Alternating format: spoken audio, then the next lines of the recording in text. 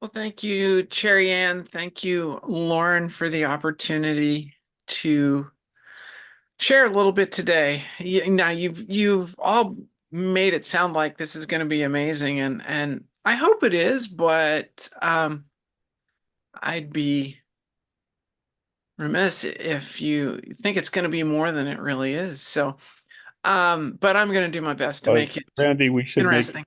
we should make the note that this is also the last second to last day of Pride Month. Yes, it is. Yes, it is. I tried to get some folks early on to do a presentation on this, but at least we're getting it in under the wire here. Hey, under the wire, it doesn't matter. So here we are. So yeah, I'm Randy Robertson for those of you who haven't figured that out. Um, and I just want to say happy Pride 2024 to all of you. Now, I know that for most of you, that's not a greeting that you may even be comfortable with. It's certainly not a greeting that you probably get very often, maybe never. But for those of us who are part of the LGBTQI plus community, um, June in most of the world, um, the time we typically celebrate Pride in most of the world, or at least as the month that we set aside, most of us are used to and familiar with that greeting from other LGBTQ people that are in our friend circle. So, happy Pride to all of you. Um, while I keep talking here for a minute, what I would like for you to do is if you don't have a piece of paper and a pencil or a pen, try and collect one up here because I've got some questions that I'm going to ask, and um, I want you to write your answers down. And it's just so you can see how what you may or may not know. Um, Interestingly enough, the pride flag, which I have up today, a little bit of history about it. The pride flag goes back quite a ways now. Um, it was first used in, I believe it's 1978, I believe, is when it first was created and used. And since then, it's had many, many, many iterations, the rainbow being the primary iteration. But over the last several years, one of the interesting things about the pride flag is that the community as a whole has been willing to and has modified the flag on numerous occasions to include other subgroups of the alphabet soup that we call the queer community or the LGBTQI plus community. And so the flag that I'm sharing today is one of the most recent iterations. I'd suggest if you're like, what are all the different colors and all for? Um, a quick search online, an internet search will provide you significantly detailed information about what all the different colors and all the different symbology actually stands for. So, a little history about pride before we kind of dive a little more deeply into the my topic. More specifically, pride goes back to the late 1960s, actually to 1969. There's a uh, bar in New York City. It still exists today. It's called the Stonewall Inn. Um, and in the 60s, it was a hangout for the LGBTQI plus community, or the at the time, that quote gay community. And there were transgender and drag queens that tended to frequent the Stonewall in particular. And there was an ongoing policy fundamentally within the New York Police Department to fairly regularly come in and primarily harass the transgender and the drag queens that would gather there for community. And in 1969, the primarily the transgender individuals, and many of them transgender women of color, and the drag queens rose up, and thus you had the Stonewall riots of '69. And out of that, a year later, the actual Pride celebration kind of starts, and the LGBTQ civil rights movement actually starts moving forward in full force. So when we talk about, and I know for some people within, certainly within conservative Christendom, the term pride seems to evoke some very negative feelings. It's not about individuals being prideful. It's about a community standing up and saying, we're part of the community. We're part of the community at large, and we deserve to be respected and included in the community. And so that's a little bit of a history of the Pride movement. So we celebrate in June because the Stonewall riots actually occurred in June, and that's kind of where it set it off. You'll find Pride celebrations around the world at different times of the year in various cities. Much of that has to do with, not all of it, but certainly some of it has to do with climate.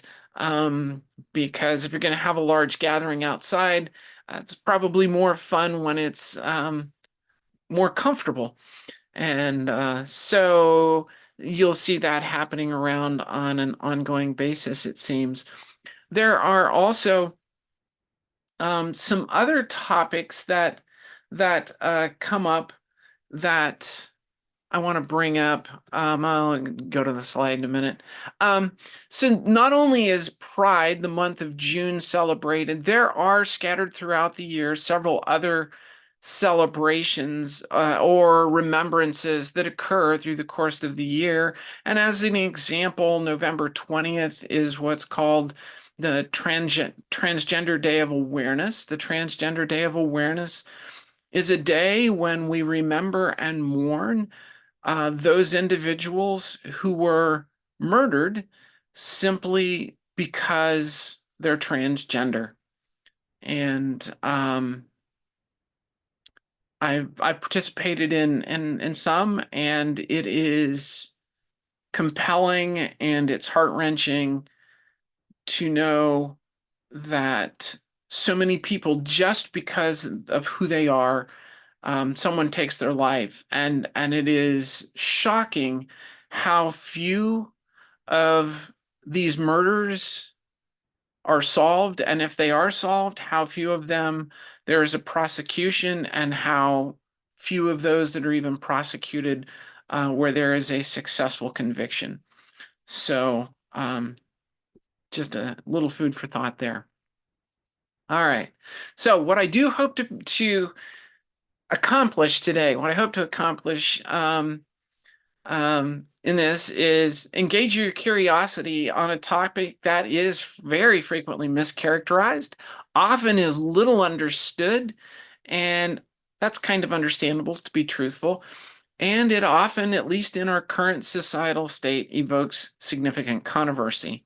So I want to bring some insight to the journey and the life of myself, but I'll bring along with me a pretty fair group of what I would call my queer friends who are transgender or gender nonconforming, or any one of a number of other terms that fit in, to include intersex and various other things.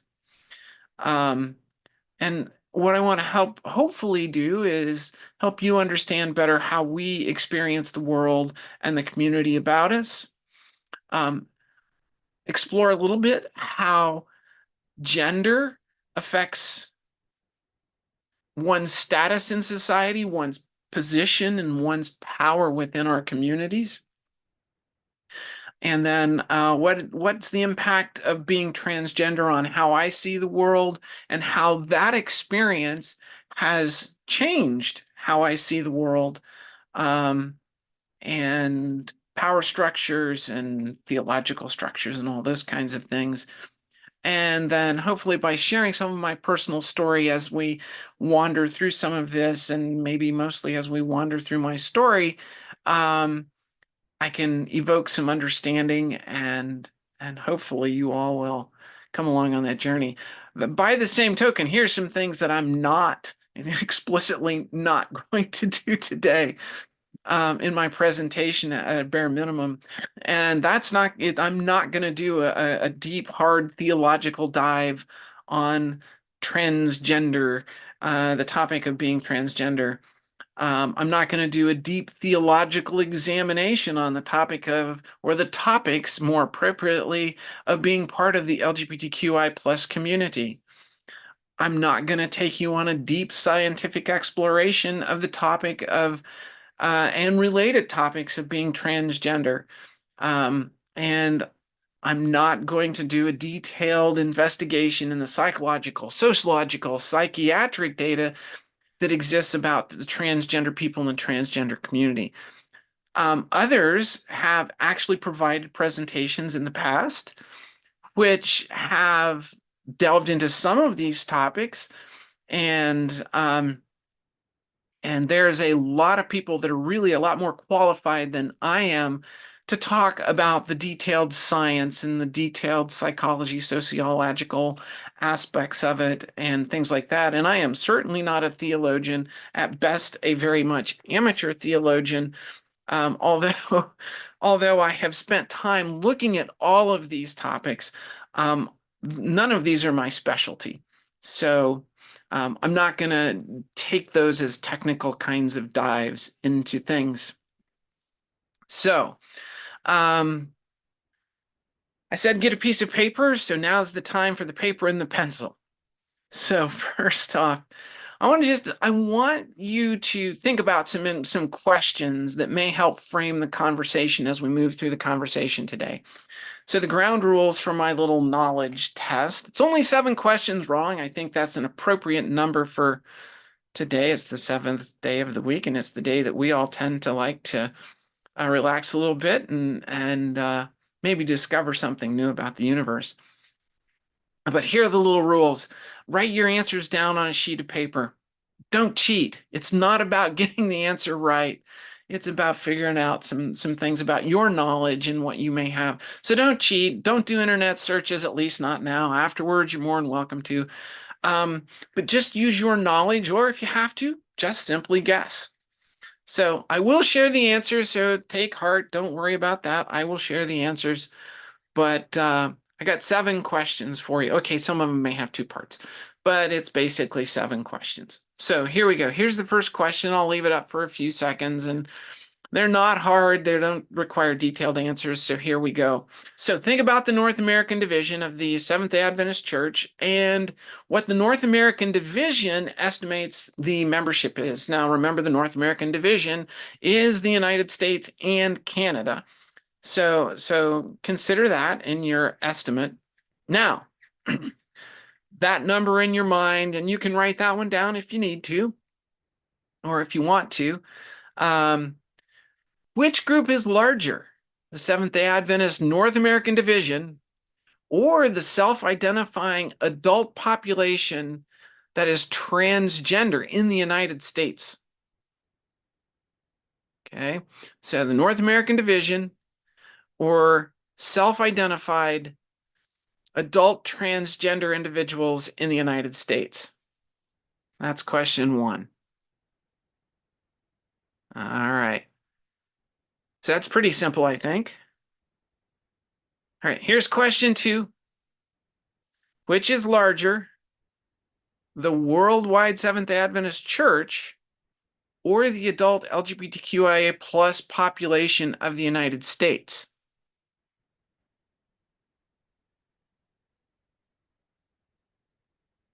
So that one's pretty straightforward too. Now, obviously, you need to have some sort of an idea of how big the Seventh-day Adventist Church claims to be its worldwide membership. So take a guess on that, and then take a guess on the LGBTQIA adult United States population. All right, question number 3. Switching gears a little bit, and I think you'll catch on to why in a minute, to where I'm going with this. Consider left-handedness. In other words, people whose dominant hand is their left hand. All right. There may even, no, I don't think so. There's nobody quite old enough to remember the census here. from 1910. But if you go back to 1910 and you look at the US Census data from 1910, approximately what percentage of the United States population identified as left-handed in 1910?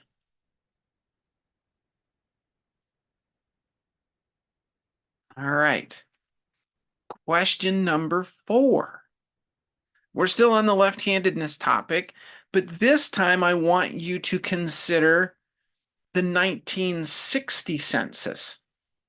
And I would say the vast majority of the audience remembers 1960. Okay, I don't. But I know a lot of you do. So, and a lot of you were old enough back then to actually participate in the census. So what percentage of the US population identified as left-handed in 1960? All right. Question number 5. Switching to another natural characteristic, red hair, natural red hair. So if we take the entirety of the world population, the whole world, what percentage of the world, north, south, east, west hemispheres, all of the world's population, have naturally occurring red hair as a percentage? So it's the whole world.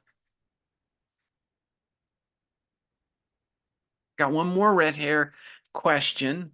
So if we think about all the nations of the world, and we think about and it doesn't really matter, you can conceive of which nation it is that has the highest percentage of redheads.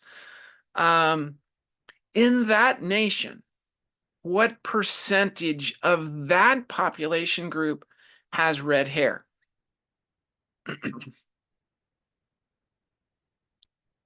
All right. Finally, one more question here. Identify the computer scientist / engineer in this photograph. And what's her contribution to modern life? Now, I know that's a little bit longer question. I couldn't leave them all super simple. I see people are cheating and posting online on the chat, but that's okay, whatever. All right, so I'll let you look at this individual's face just a little bit longer, and you can review your answers, and then we're going to go on here, and we'll go ahead and take a look at the answers. So all of the statistics that I have used either come from sources like the US Census or are from major research or survey organizations which have been looking at LGBTQ questions for an extended period of time. So here we go. Or they come from the North American division in this case. So consider the North American division and its estimated membership. I just looked this up to make sure that I had it right. And the North American division currently says it has about 1.2 million people. So if you have done any research, it's not hard to find. If you look at the rate of self-reporting adults as transgender, that number ranges from a little over 0.6 to about 1.5%. So I did some generic math with the kind of the latest data, and that turns into about 3.8 million US adults are transgender. So 3 times the size of the Adventist church in North America is the transgender population. That should maybe cause us to take note a little bit if we want to talk minority status. All right, that's question 1. Question number 2, which is larger, the worldwide Seventh-day Adventist Church or the self-identifying LGBTQIA population of the United States? I think you may all do pretty well on this one. So the Worldwide Seventh-day Adventist Church claims approximately 20,000 members. And if you do the math on the LGBTQIA plus community of the United States, we're looking at about 39 million American adults identify as part of the LGBTQIA population. That's the United States. That's like twice the size of the worldwide church. So you might want to start thinking about some of the stuff that has recently been coming out of the General Conference and start going, ooh, how do we correlate some of the things that are coming from there to the reality of what we know about humanity? Now, of course, I know all the arguments about, oh, sinful behaviors and so on and so forth. Whatever. We'll stay out of the theology of that for a minute.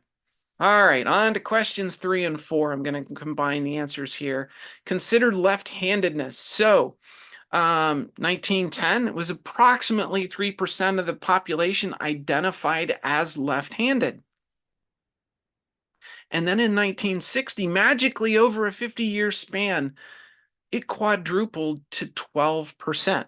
And we can talk about later the whys of that, but there was an explosion of left-handed people from 1910 to 1960. Interesting. Or maybe not as interesting as we think, but. And now let's go to red hair. Red-haired people. So what percentage of the world's population has naturally occurring red hair? The whole population of the earth, it comes down to about 2%. And if you look at the nation, in that nation that has the highest rate of red hair, that population only has 12% of red-headed people. So natural red hair is very not a common thing. We know it's a recessive, caused by recessive genes. And now the final question that I have for you, who is this individual? Who is this scientist slash computer engineer in the photo? And what's her contributions? Well, her name is Lynn Conway. Lynn passed away early this month, sadly. Lynn was 86 when she passed. Lynn was on the way home from receiving, I'm not sure, her 4th or 5th honorary PhD from a major university. The reality is we're all sitting here and we're conversing via a computer. And Lynn is one of the seminal architects of computer design from the 1960s. Her work has been and will continue to be recognized as some of the key research and key work that led to the explosion of silicon chip design, probably mostly the silicon chip design and the conventions, but the conventions and the design architectures that Lynn created that are what are called scalable design principles for computer chips still actually is in use today. And the devices that we all enjoy, our laptop computers, our cell phones, all of those things have a history that is tied back to the work and the research of Lynn Conway. Lynn Conway is a trans person. Lynn Conway was an amazing human being. I never met Lynn in person, but I did converse with Lynn a couple of times a few years back, and just what an amazing human being. If you talk to the people that were students in her classroom and people that were her co-workers over the course of her life, truly an amazing human being. And we all have a deep gratitude for Lynn, even though we may not know it. So, and if you want to know more about Lynn, you can easily Google her and read about much of what she did. And if you are a computer chip engineer, you probably used the text that she created, as it's considered the seminal text, the early seminal text of silicon computer chip design. All right, all right, all right. So enough of that. And you can ask questions when we get to the question time. I know we're not really here for all of that. So on with my story. Um, I've done many of these presentations, and this is one where I really kind of struggled with how I wanted to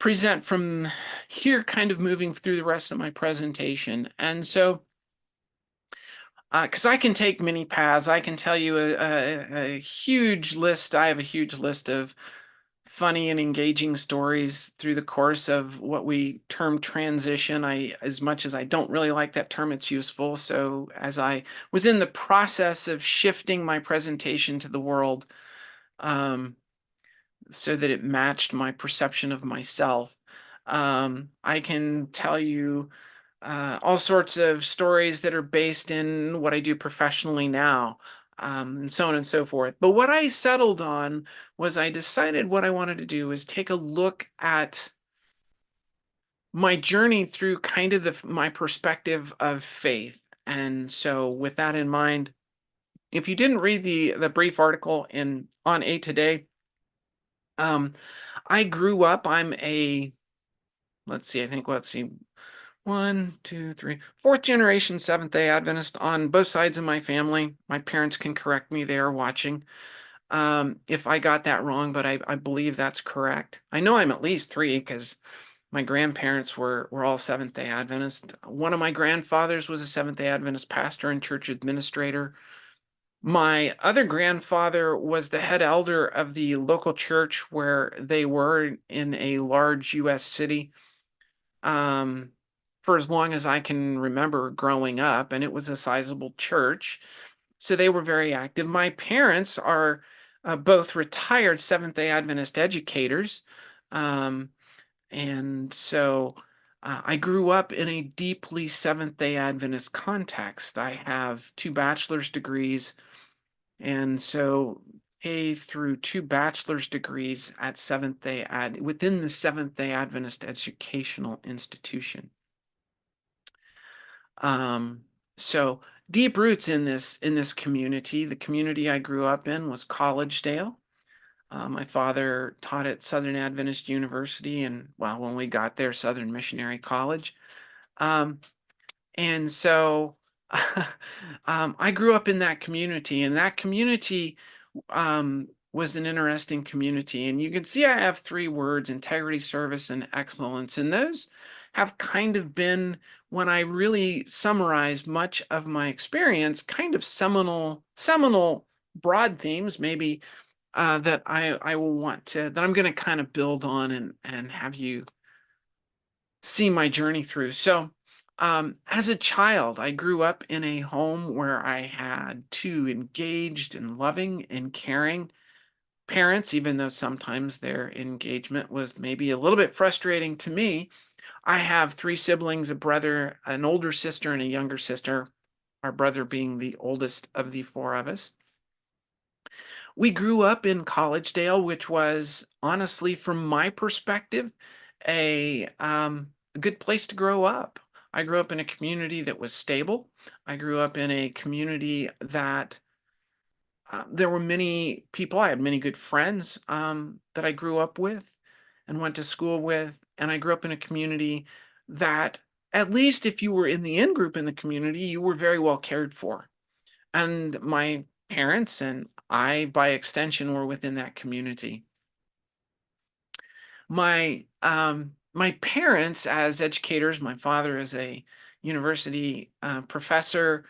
Uh, they were engaged in the community deeply and actively, and the friend group that our family hung out with were thoughtful people. And many of my Sabbath afternoons after church were spent at a set of families' homes that I still think back extraordinarily fondly to.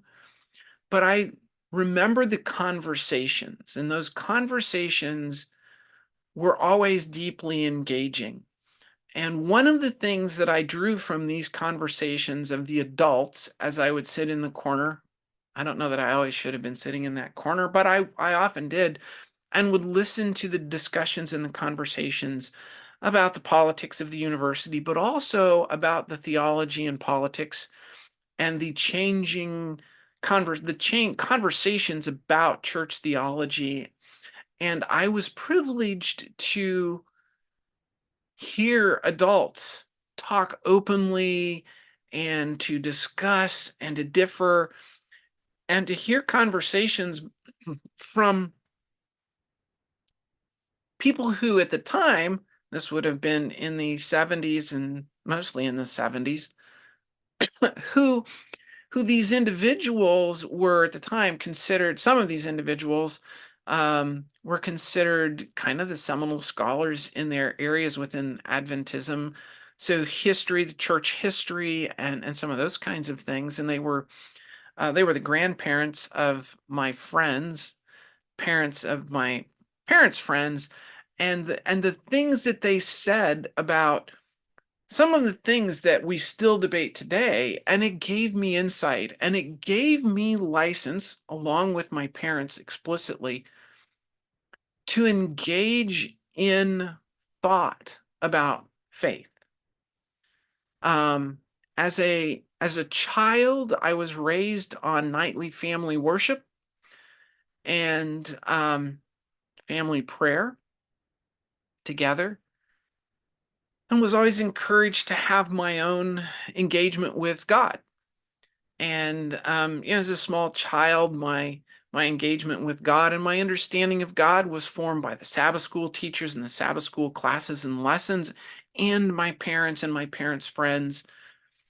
And one of the big takeaways in my life from that period of my life, early period of life, prior to actually probably getting to school, was this idea that God can do anything. God can change anything.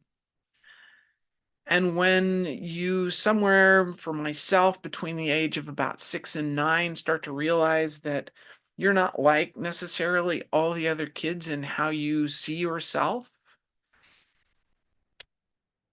you start to ask God, because God can do anything. Make me the way I should be, the way I sensed myself to be in my inner being. That obviously is not really kind of how it works. And so as that early perception of theology collides with the reality of now being in a Seventh-day Adventist school, and somewhere around fourth-ish grade, third, fourth grade, we kind of start teaching doctrine more than we talk stories.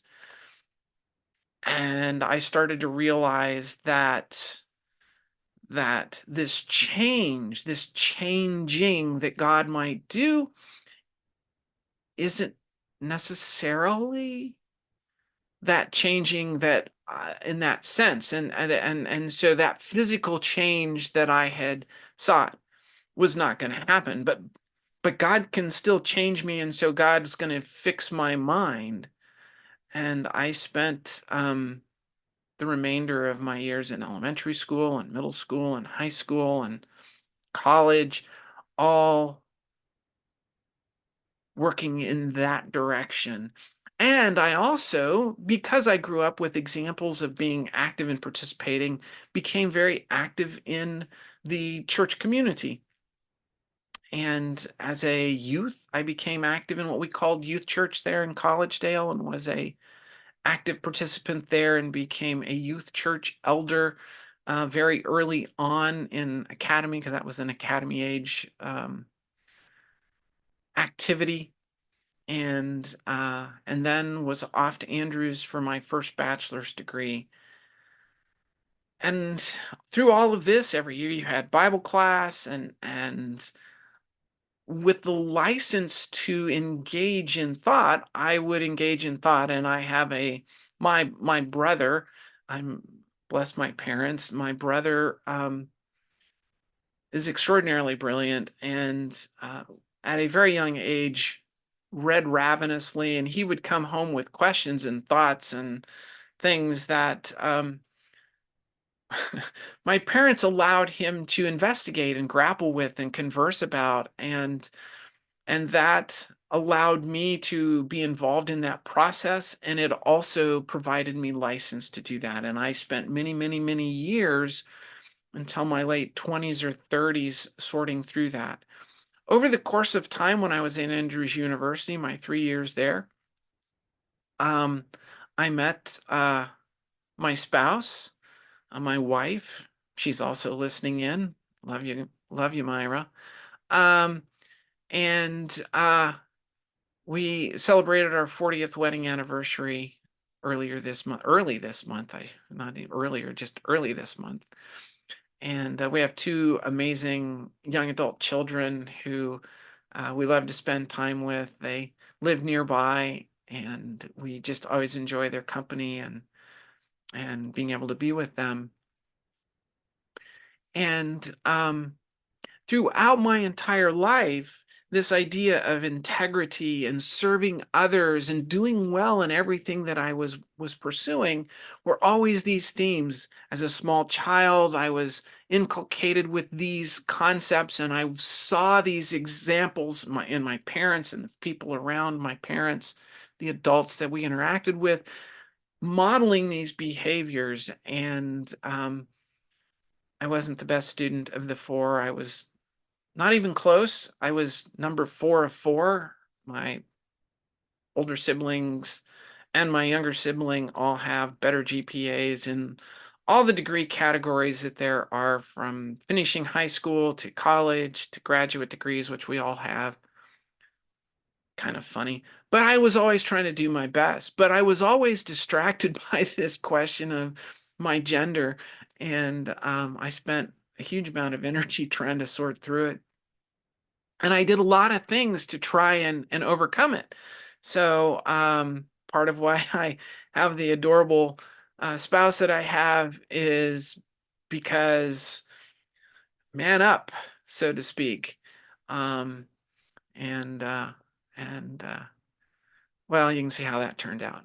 Um, so I finished my degree at Andrews. My first job out of Andrews was in aviation. The employer was a train wreck, and within a year I was back. I got a second degree at Southern, this time in healthcare administration, much more in the family line of work.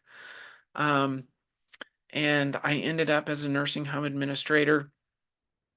All this time attempting to navigate and sort out my faith and my experience, but always being extremely active in the church congregations that we found ourselves in, um, and that I found myself in. And weirdly, always seeming to find myself coming into some sort of a leadership role. Um, while in the nursing home administration line of work, which was only a few years long, I ended up with a couple of wonderful people that worked for me, and the story in and of itself. But I end up having a conversation with two women who worked directly for me. I was the administrator. And in the course of that conversation, I had asked them questions, and I asked one question: what advice did they have for me? And they said, well, you're young, you don't have kids. What's the dream job? What's the job you've always wanted? And so I said it, figuring that everybody would forget in a few months and life would go on. And I said I wanted to be an Air Force pilot. I always thought that it would have been interesting. And my administrative assistant, who was one of the two that I was speaking with, her husband recruited doctors for the United States Air Force. And I knew her husband. And she said, oh, you'll have to talk to him next time he comes by the office. And I said, sure thing, whatever, assuming he wouldn't show up for a few weeks and everybody would forget. And Providence had a different plan. He showed up that afternoon totally by chance, and he walks in the door, and my administrative assistant's first words were, "Hey Mick, guess what? Randy wants to be an Air Force pilot." And about a year and a half, a little over a year and a half later, year and a half-ish later, I was in Air Force flight training. And then intervening the next 22 years, I spent as a United States Air Force pilot and officer, and an active member in the congregations where we were stationed. I taught Sabbath school class. I sang in choirs. I was school board chairman, got sued in that position. Kind of fun. Head elder of 2 congregations. I was the last choice. Nobody else wanted the job, and so they asked me. Um, I was a Sabbath school teacher from everything from infants all the way up. And one of my ways of trying to sort through who I was as a human being and how I fit in this world was through diving deeply into engagement with the church. But I also, in doing that, dove deeply into engagement with scripture. I owe a debt of gratitude to some of the scholars who were at Andrews University when I was a student there. They had a Sabbath school class. It was called the physics. I think it was called the physics lecture hall class or something like that. But it was my favorite class. I went there every Sabbath. I was one of the few undergrads. It was mostly a bunch of seminarians and theology majors, and I always sat up in the back, and various people taught it, and some of them you would certainly recognize their names as they've written many books and are considered experts within Adventism on topics. But the engagement that I learned from that class and the positive experience of engaging in thought and engaging with scripture in challenging ways and in new ways allowed me to continue to do that and then share that over the years. And so I remain deeply engaged in church through that. But it also gave me the avenue to work through and come to an understanding somewhere in my late 20s, probably early 30s, to the realization, or to the, not the realization, to the certainty that I was indeed a transgender person, and that I came to the conclusion that God was perfectly okay with that. And there's a whole host of scriptures. I knitted you get together in your mother's womb. I count the hairs on your head. Each of us is unique and special. There's a whole bunch of things that I could go into that I took great comfort in, knowing that the God of the universe knew me as the unique being that I was. If God, as we find in scripture, takes note of the passing of a sparrow, how much more does God take note of me, a sentient being? And if God knew from before I knew, then why did God knit me together this way? It's one of those questions that I still find somewhat mysterious. Why did I end up with this cast of the die, that I'm the one who's left having this conversation? Why am I in the 1.5, 2% of the population that is transgender? Why? Well, that's the question. Why? But does it really matter? Not really, because I have to live my life. But when I came to the realization that God, the power of the universe, was okay with who I was, that gave me the ability to live up to the commitments that I had in my life with the people that I care about most. So my spouse, my children, and that left me deeply in the closet, because I had to care for my family. And so I was deeply in the closet, but very active in church. Um, and and that was okay, because that's what I needed to do at that point in time to get to a point in life where I could move beyond that reality and move out of that oppressing setting into, honestly, freedom and fullness of life. The details of all that part of my journey are painful, but they're also filled with a deep sense of joy.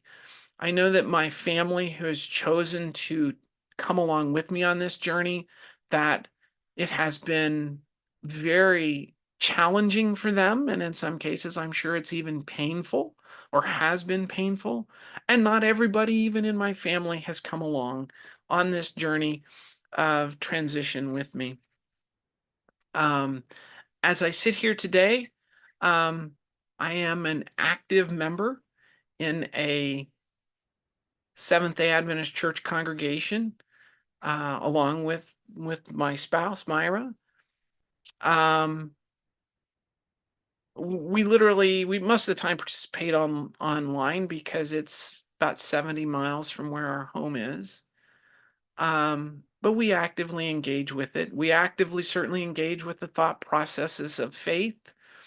However, my faith is certainly based very differently or has evolved substantially, um, through my experience. And one of those things that has changed is I grew up in a world that was rule centric, that at certain points was fear based, um, that was about rule keeping, at least in the institutional sense. I always had a sense from my parents of a love centric, of a gospel centric, of a love your neighbor and love God approach.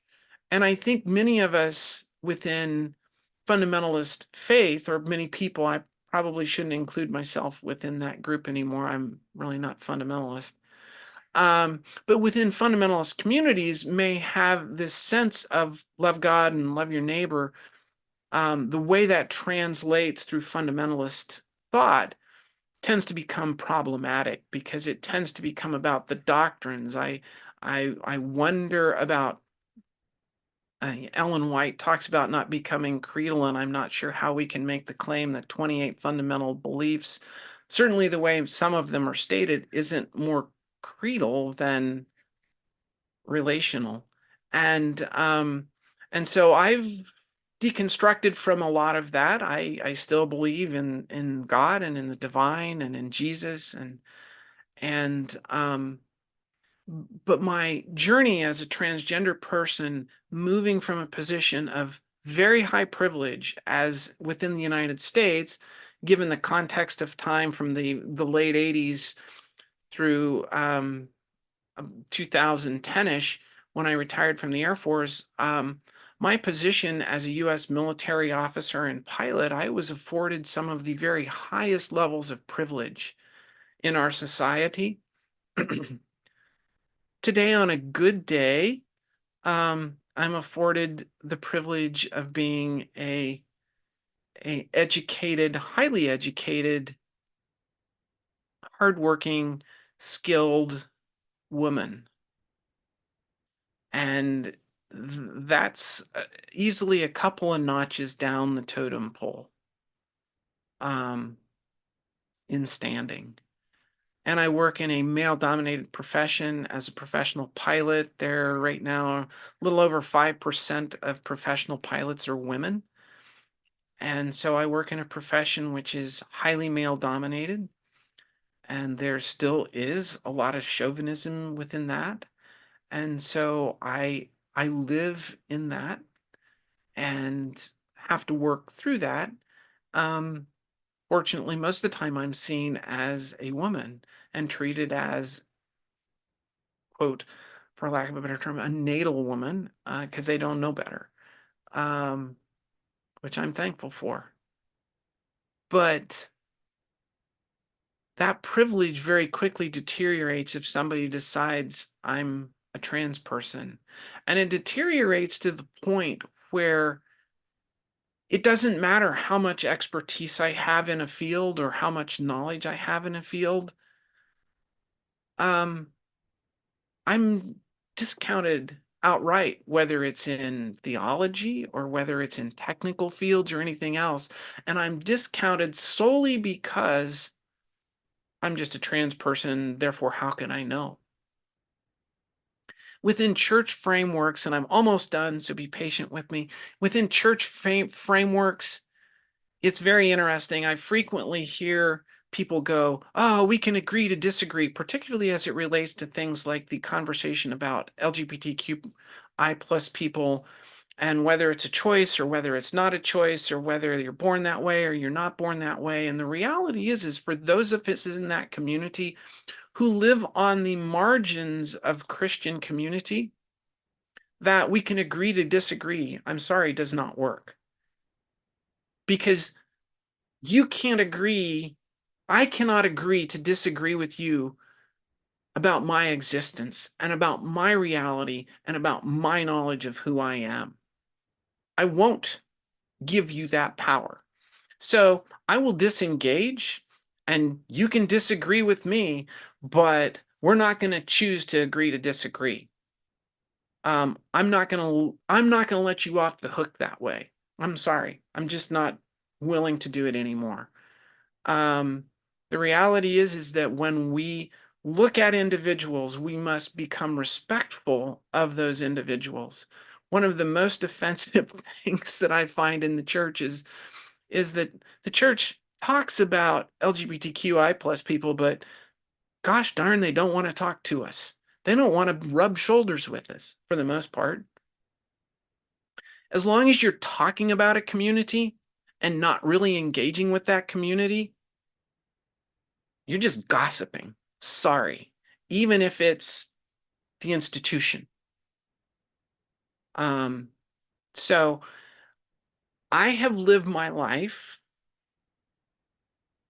and I live my life today with what I would call a Jesus-centric view. I look at scripture, I find scripture fascinating. The more I learn about the Hebrew Bible and about the myriad of ancient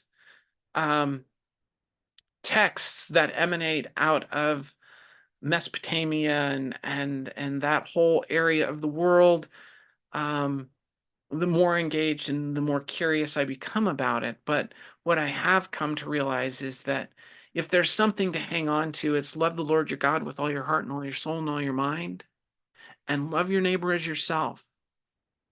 And if we remember that all the gospel, all the prophets, and all the law hang on that, then we need to become much more like, in some ways, the early leaders of Adventism who were willing to engage, who were willing to change their beliefs. This idea that beliefs and understandings don't change within Christian history or Christian tradition, let alone talking the Hebrew tradition, is just absurd. We do it all the time. We do it all the time. People talk about it's so clear in the Bible about being gay or whatever else. Well, it's so clear in the Bible that slavery is a good thing. And none of us in this phone call or in this conference today or this gathering today would say that, but that's scriptural. So when are we going to take off our blinders? And when are we going to start to apply good reasoning to how we treat marginalized communities?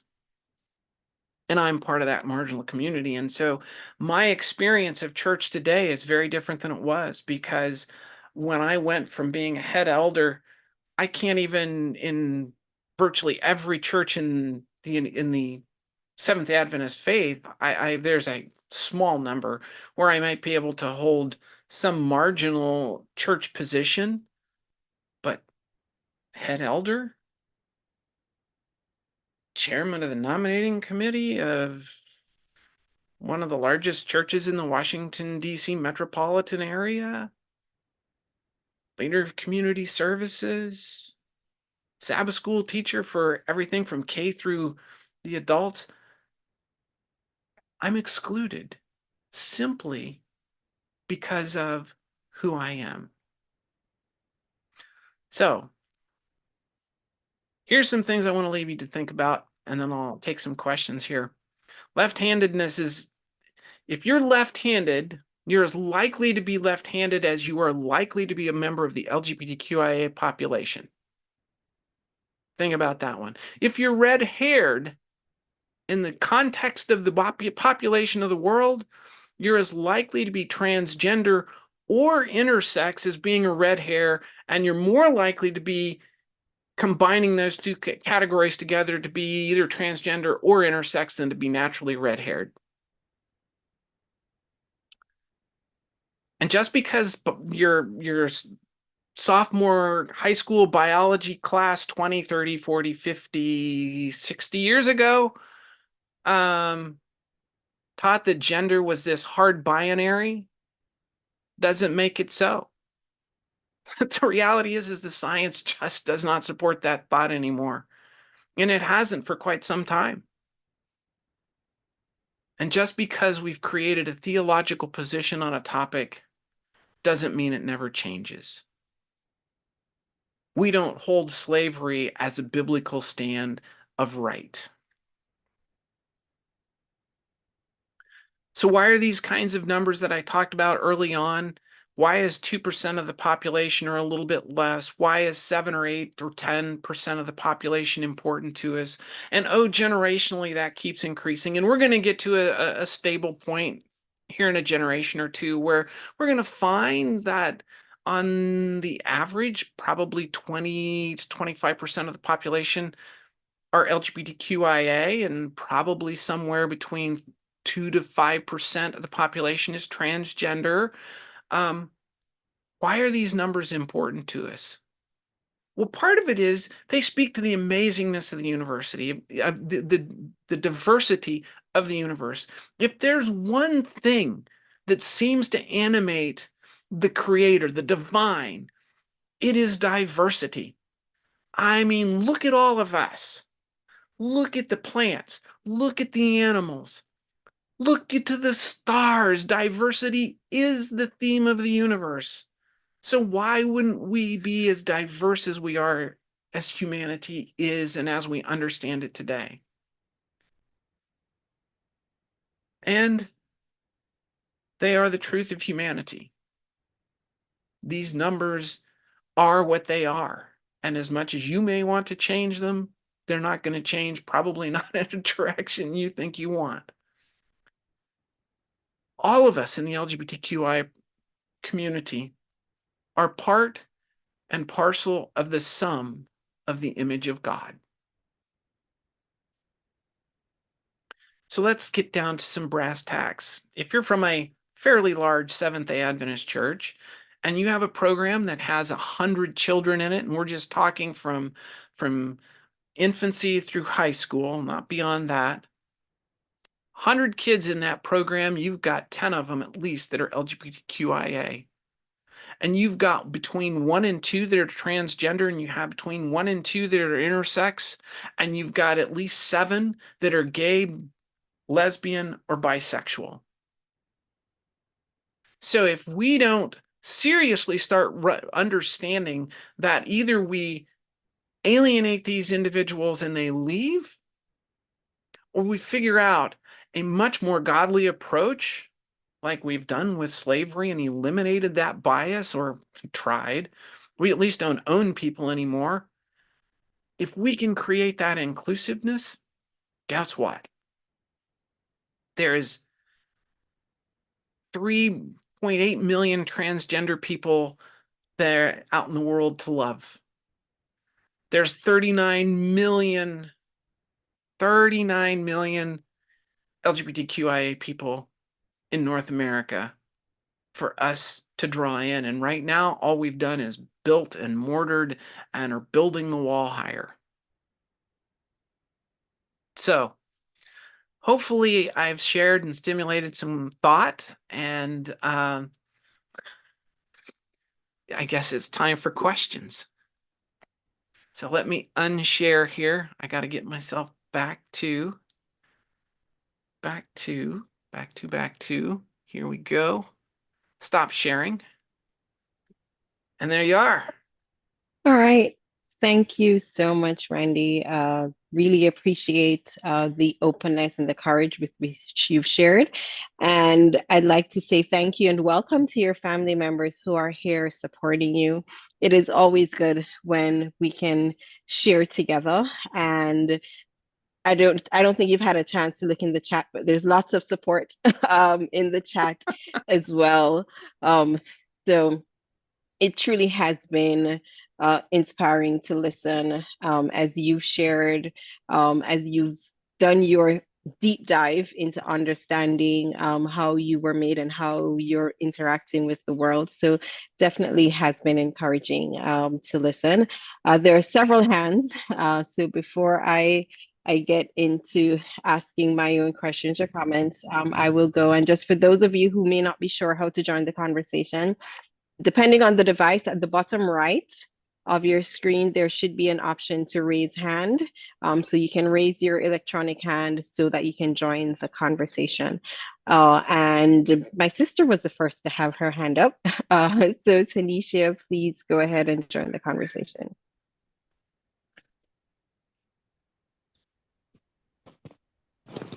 Hi, thank you so much, Sherry Ann.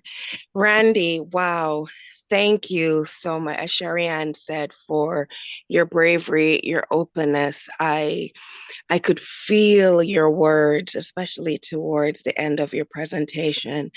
So thank you so much for doing that. I have two questions, one of which you may not be able to answer, but I hope you can at least help me to understand a little better. My first question is with regards to the feeling of who you perceive yourself to be and your gender assignment not being in sync. That dysphoria is something that is often expressed by transgender people. But for me, I don't really know what that's like. And I don't know if you have any way of explaining that in a way that I would be better able to relate to and understand. That's one. Two, this is one I don't know if you'll be able to help me with, but with Caitlyn Jenner has unfortunately, for me, unfortunately, become a poster child for transgender people. And so often, the things that she says are detrimental to the civil rights movement of the transgender community. And I don't know, I for lack of a better expression, it's as if a lot of times Caitlyn Jenner opens her mouth and Bruce Jenner speaks. And I I want to know about your movement from fundamentalism to where you are now, so that as your gender identity has lined up with who you perceive yourself to be, how your views on other things have shifted in a more congruent way than we've seen in the media from Caitlyn Jenner. So those are my two questions. One regarding the dysphoria, and the second regarding the shift in your perception of the world, your views on things. So yeah, two really good questions. Good ones to start with. So first off, before I answer your questions, I gotta say thanks to my mom and dad for being here. But they're here pretty regularly. So they're pretty regular listeners. So kind of cool that this is, I think, the first time they've actually sat in on one of these presentations that I do. So hopefully it's coming across okay, Mom and Dad. So yeah. So question one, dysphoria. Dysphoria takes on different characteristics for different people. I have many, many friends that are transgender and have had many conversations. We've talked about this, right? I mean, this is just it's not an uncommon conversation. So, and some of us have similar senses, and it varies across individuals. My sense, the way I kind of talk about the dysphoria is it's like noise. It's like this constant thrumming, drumming noise. It does not go away. It's there every day as much as you do all of this and that, and you try and not, and so on and so. It's just this constant, day in, day out. Um, for me, it was that way until I started medically transitioning, which is over a decade ago now, well over a decade ago now. And when I started hormone replacement therapy, um, it changed so rapidly that my initial reaction was, it's a placebo, it's placebo effect. And then, so in a week, I'm like, it's a placebo effect. And then, 2 weeks and it's like, well, okay, I'm better than I was a week ago, but it's still the placebo effect. And finally, after a few months, I decided, I guess it's not a placebo. I guess it's real. And that is actually quite common for transgender people, both people, individuals transitioning, trans women like myself and trans men talk about this just constant noise. People describe it using different adjectives, but things like that, the noise, a constant pressure, a constant sense of unsettledness. It's all kind of part of it. But yeah, so that's a really good question. And for me, it was when I started medical transition that started to fade away. And the further I moved into transition to where I'm at now, I don't even I don't honestly, I just don't think about it anymore, other than when I have conversation like this. So, question one. Question two, Caitlyn Jenner. Caitlyn Jenner, she certainly does not speak for the broad stroke of the transgender community. She is a very tiny minority voice, if a voice at all, other than that she is well known and she has a lot of money. Um, and she's a useful foil for certain people in politics. My sense, and I say this with caution, but my sense is that um, she's never had to come to terms with the reality of not being a wealthy white guy anymore, and not having that, and that has to do largely with her wealth and her place and position, and it just is what it is. And for that reason, I don't think she's ever really had to deal with the marginalizing impacts of, or she denies them, of what it is to suddenly not live in that rarefied air of wealthy white male. So yeah, hopefully that answers your questions, but really good questions. All right, thanks, Tanisha, and thank you, Randy. Randy, I see Marvin Robertson with there. Are those your parents? Oh, they sure are. Okay, so Lauren, I am gonna have to skip the line a little bit, and I'm gonna invite him, asking you to unmute and to join the conversation. You should see a little pop-up. Oh, there you go. You asked how you were doing, and we both, Mom and I, enjoyed your presentation, and it was well done, and I better not take any more time. Thank you. Yeah, I appreciate it. I'm gonna cry now. One of the things that my transgender friends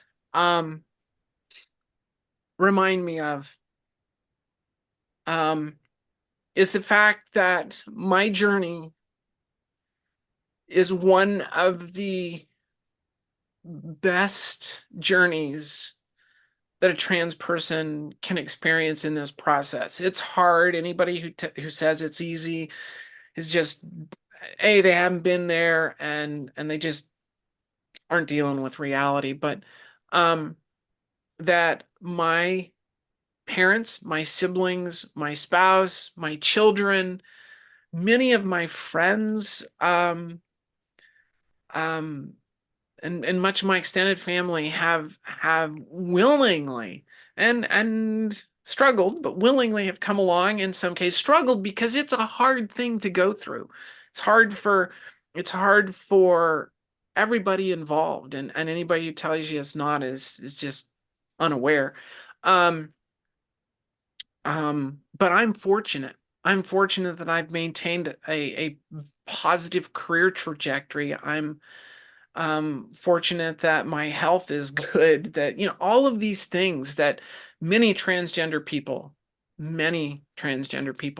have at least one of those elements, where their family has rejected them, where their children have rejected them, where they've been lost jobs and various things like that. And honestly, I mean, I guess you could say I lost my teaching position at Andrews. I chose to resign. They would have fired me had I not. That's kind of a side. And we can talk about that if somebody wants to, but I'm fortunate that I'm a transgender person who can do a presentation like I did today, and my parents sit and watch and affirm me. It's by all standards, it's mind blowing, and it's amazing, and it's wonderful. So thank you. Yes, and definitely thank you. And you're feeling all the hugs virtually, Randy. We definitely appreciate you and what you've done today. Lauren, I'll now invite you to join the conversation. Why don't you go ahead and take Horace? I think his hand was actually up first. Okay, all right, Horace, please go ahead. Oh, thank you. And thank you, Randy, for sharing your story with us. I just have a couple of quick questions. One, to what extent is Kinship International a force for change within the Adventist Church? And my second question is, when I was a professor at a local college, a non-Adventist institution, I simply put the marriage equality sign on my office door. And I don't know how many students said to me afterwards, seeing that sign on your door meant that I was welcome and he would not be judging me in any shape or form. So in effect, I'm an ally, and I'm wondering, how can I be a better ally? Two wonderful questions. I'm active as in kinship myself, have been for many years now. I am what we call the transgender intersex, gender non-conforming, non-binary coordinator for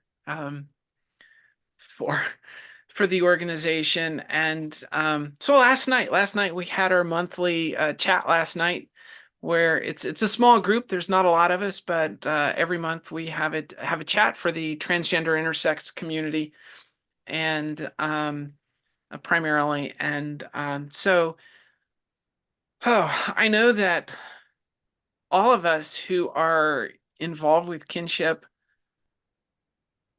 would like to have a much more robust voice within the formalized church. I see the Wilts. The Wilts, wow, what amazing, wonderful people. Love them. They are the family, what we call family and friends coordinator for kinship. We would all like to have more traction with the church formally, but here's the deal. We're here and we're not going away. The reality is that our cisgender heterosexual parents keep having us and within the church, and so we're not going away. And so those of us who are in kinship, one of the roles we are doing now, because of where the church is kind of the angle that the church is kind of going on at this point at the higher levels, is that we are here to reach out and help people who are looking for resources and who are looking for a life-giving path. The numbers, the impact of not supporting our LGBTQI A plus children, church members, is staggering. It's staggeringly bad. I didn't bring it up. There's a 2018 study done by the University of Texas. Over 20,000 young adults age 18 to 30-ish were involved in the survey, university age, basically students. And they looked at a couple of interesting things in the correlation, the cross correlation, or the intersectional correlations, where it gets interesting. So people who identified themselves as having a strong faith affinity, when they looked at suicidality and suicide attempts and suicide ideation, it was a very positive correlating prophylaxis. If you had a very strong faith affinity and were straight and white and cisgender, really positive. Here's the really sad thing. If you come from a background where that's kind of your same profile, but you're LGBTQIA, and the study looked at lesbian, gay, and bisexuals, transgender would be equally as bad as the worst of the numbers in this study. The rate of suicide ideation went up. So instead of getting 12% less likely, you were 40% more likely.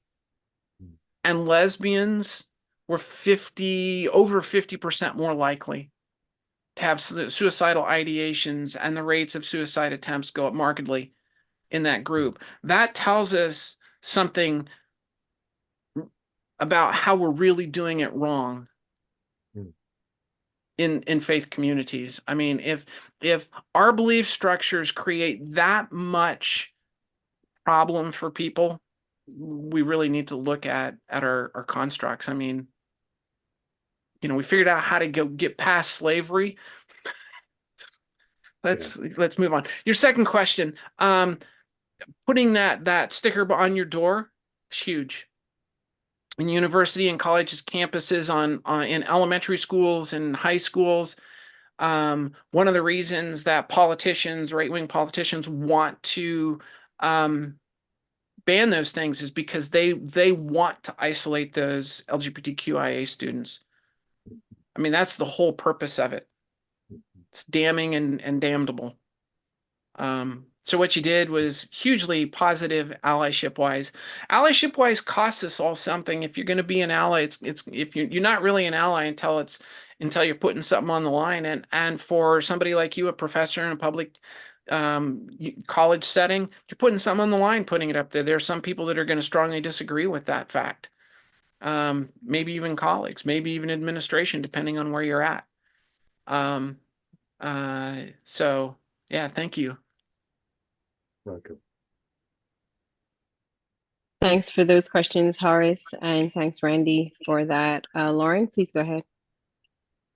Yeah, thank you again. I really appreciate what you've done, and yeah, it does take courage. and you've had that courage. By the way, I should mention that the president of Kinship, Floyd Painitz, is also on here today. And I want to mention that because Floyd has been an ally of Adventist Today as well. And we of his, or I should say, of Kinship generally. So I hope Floyd identifies himself and speaks up, because I'm always thinking, Randy, that there's somebody here who's looking for support, who is LGBTQIA. And so Floyd is here, and he can probably post the Kinship connection or contact info here somewhere too. And I hope you all get to meet him. The thing that strikes me, Randy, and the reason I say it takes so much courage for at least a good chunk of us, you've made the case that not as many of us as we think, but for at least for a good chunk of us, gender is so built in. It's just there. I mean, from as little as I can remember, I remember thinking little girls were the cutest thing ever, and that adults had half of them had hips and bosoms, and the other half had whiskers. And it was just such a natural thing. It's so strongly, and so when I see someone like Myra, who has gone through this with you, I just want to say, wow, that is amazing. And I want to praise her, but I also want to ask this question: how often does that happen? How often does it happen that families survive I mean, I know a lot of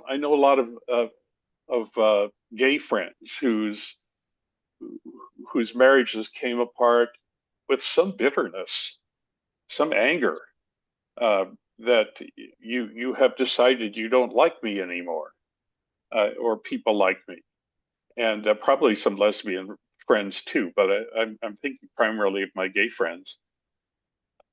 So where are we in this? How often do you have people like Mayra who survive the change of their partner from one person to the other?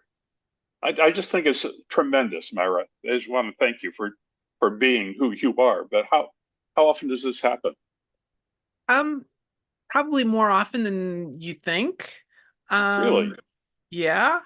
I know I can think of off the top of my head easily a handful that of people that just I know personally. I also know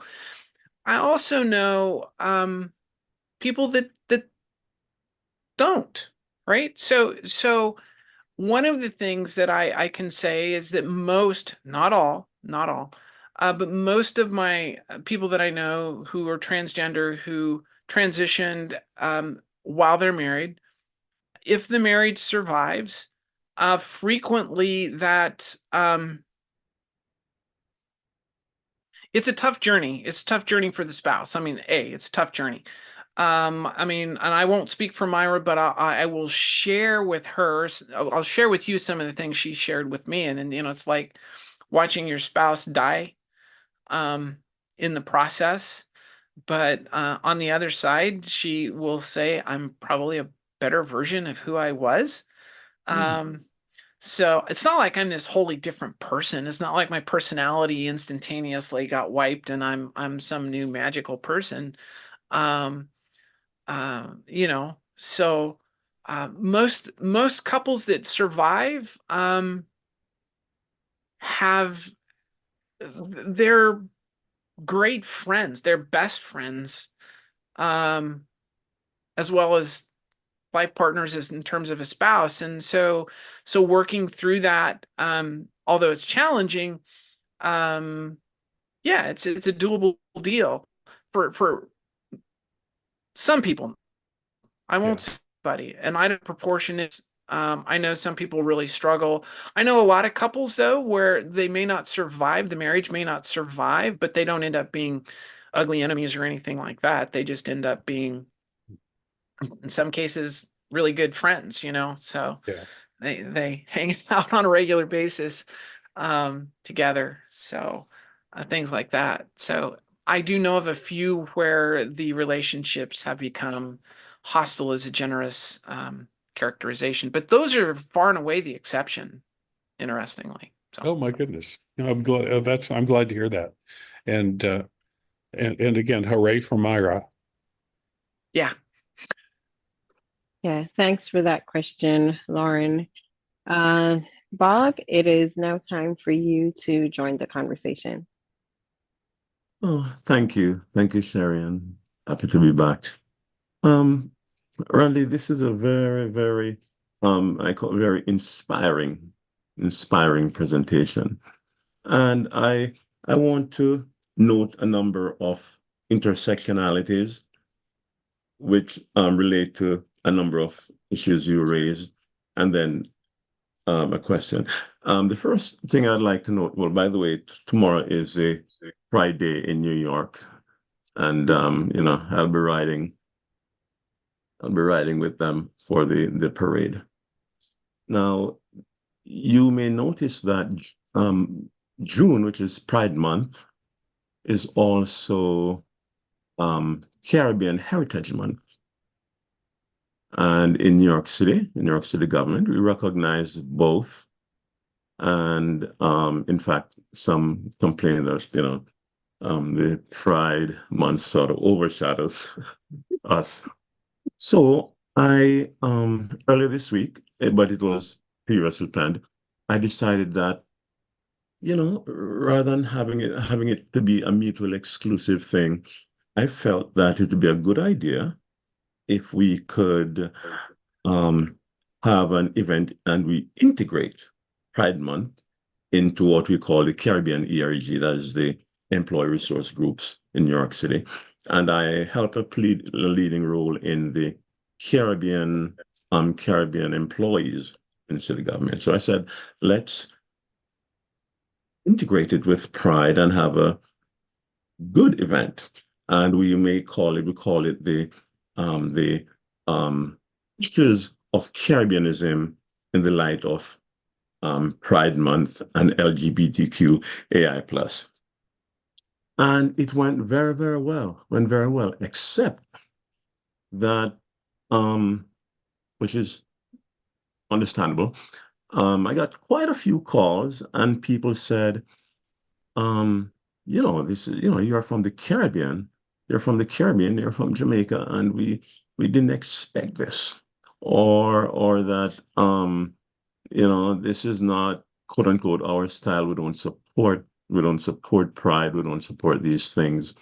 And it was not surprising. Certainly, right, not surprising. But I felt that the fact is that cultural factors do play a role in your response to the pride and I think we should always build allies.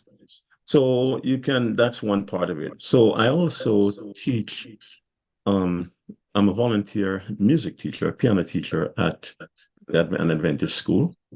And in the 15 students, and this touches on the randomness of left-handedness, et cetera, there are about 3 boys that clearly have behavioral patterns that are traditionally ascribed to girls, that are acting girlish. And my position is that leave them. That's who they are. And what also made it worse is that a couple of the boys are also artistically oriented. One sings very well. One who does song sings very, very well, and otherwise artistic. It's interesting that the female teachers, they are very concerned. They're very concerned about it, and to the point where they may want to have a discussion with the parents. And my position is leave them. They are who they are. Leave them. And I even pointed out that, there are many things observers can object about you as a person. So my thing is leave them. So then there is Isabel Wilkinson's book, The Source of Our Discontent. And in it, basically what she says in the book, and by the way, it is based on what she calls the scientific approach to the caste system by pioneer quoted Adolf Hitler. They're also based on the caste system in India, the untouchables and the like. Basically, what she's saying is that for society, there is a strong need to find folks that you can place yourself above. So you have the highly privileged, of which you're a part, which you're certainly familiar with. And from then you have various levels in the caste system going down, and not surprisingly, Blacks would be usually at the bottom, and I think Black men are below Black women. So what he's saying is that this is a natural system, and that we don't call it that in the US, but in India, they call it the caste system, the untouchables and the like. And she's saying is that, this is the source of our discontent, that need to have someone to demonize or have someone to suppress and oppress. And of course, you talk about poor whites, like an uneducated, poor white person without any formal education will actually believe that they stand shoulders above, say, a Black scientist, if you will, right, in that system. So then this is my question. One, do you think that her thesis is a structural problem in terms of the progress of the LGBTQI plus, and it also applies to us Blacks. Once you're Black, you're very familiar with these micro and macroaggressions. So do you think that it's an uphill battle? Or two, do you think that the evolution of society and the modernization of society, and I'll even use as a reference the Adventist church, once upon a time, you couldn't do this, one thing was acceptable, and then it became acceptable. So do you think that this sort of sociological and technological evolution of society will over time make us more accepting of the LGBTQI plus community and the pride community? Or you think it's just, well, as far as religion, I don't know what can help them, religionists. But overall in society, do you think the progressive evolution of society will help, or do you see any evidence of that? I know you're not that old, but do you see any evidence of that over time, that it will play a role in making individuals and society more accepting of the pride and the allies, building more allies out of it? That's my question. Oh, a super deep question. I love where you're going with it. By the way, thank you so much for what you did there with the work related stuff. I think that's just super cool. When we can reach across what are sometimes some pretty stark divides. Coming from Jamaica, I'm sure you caught some serious flack from some other Jamaicans.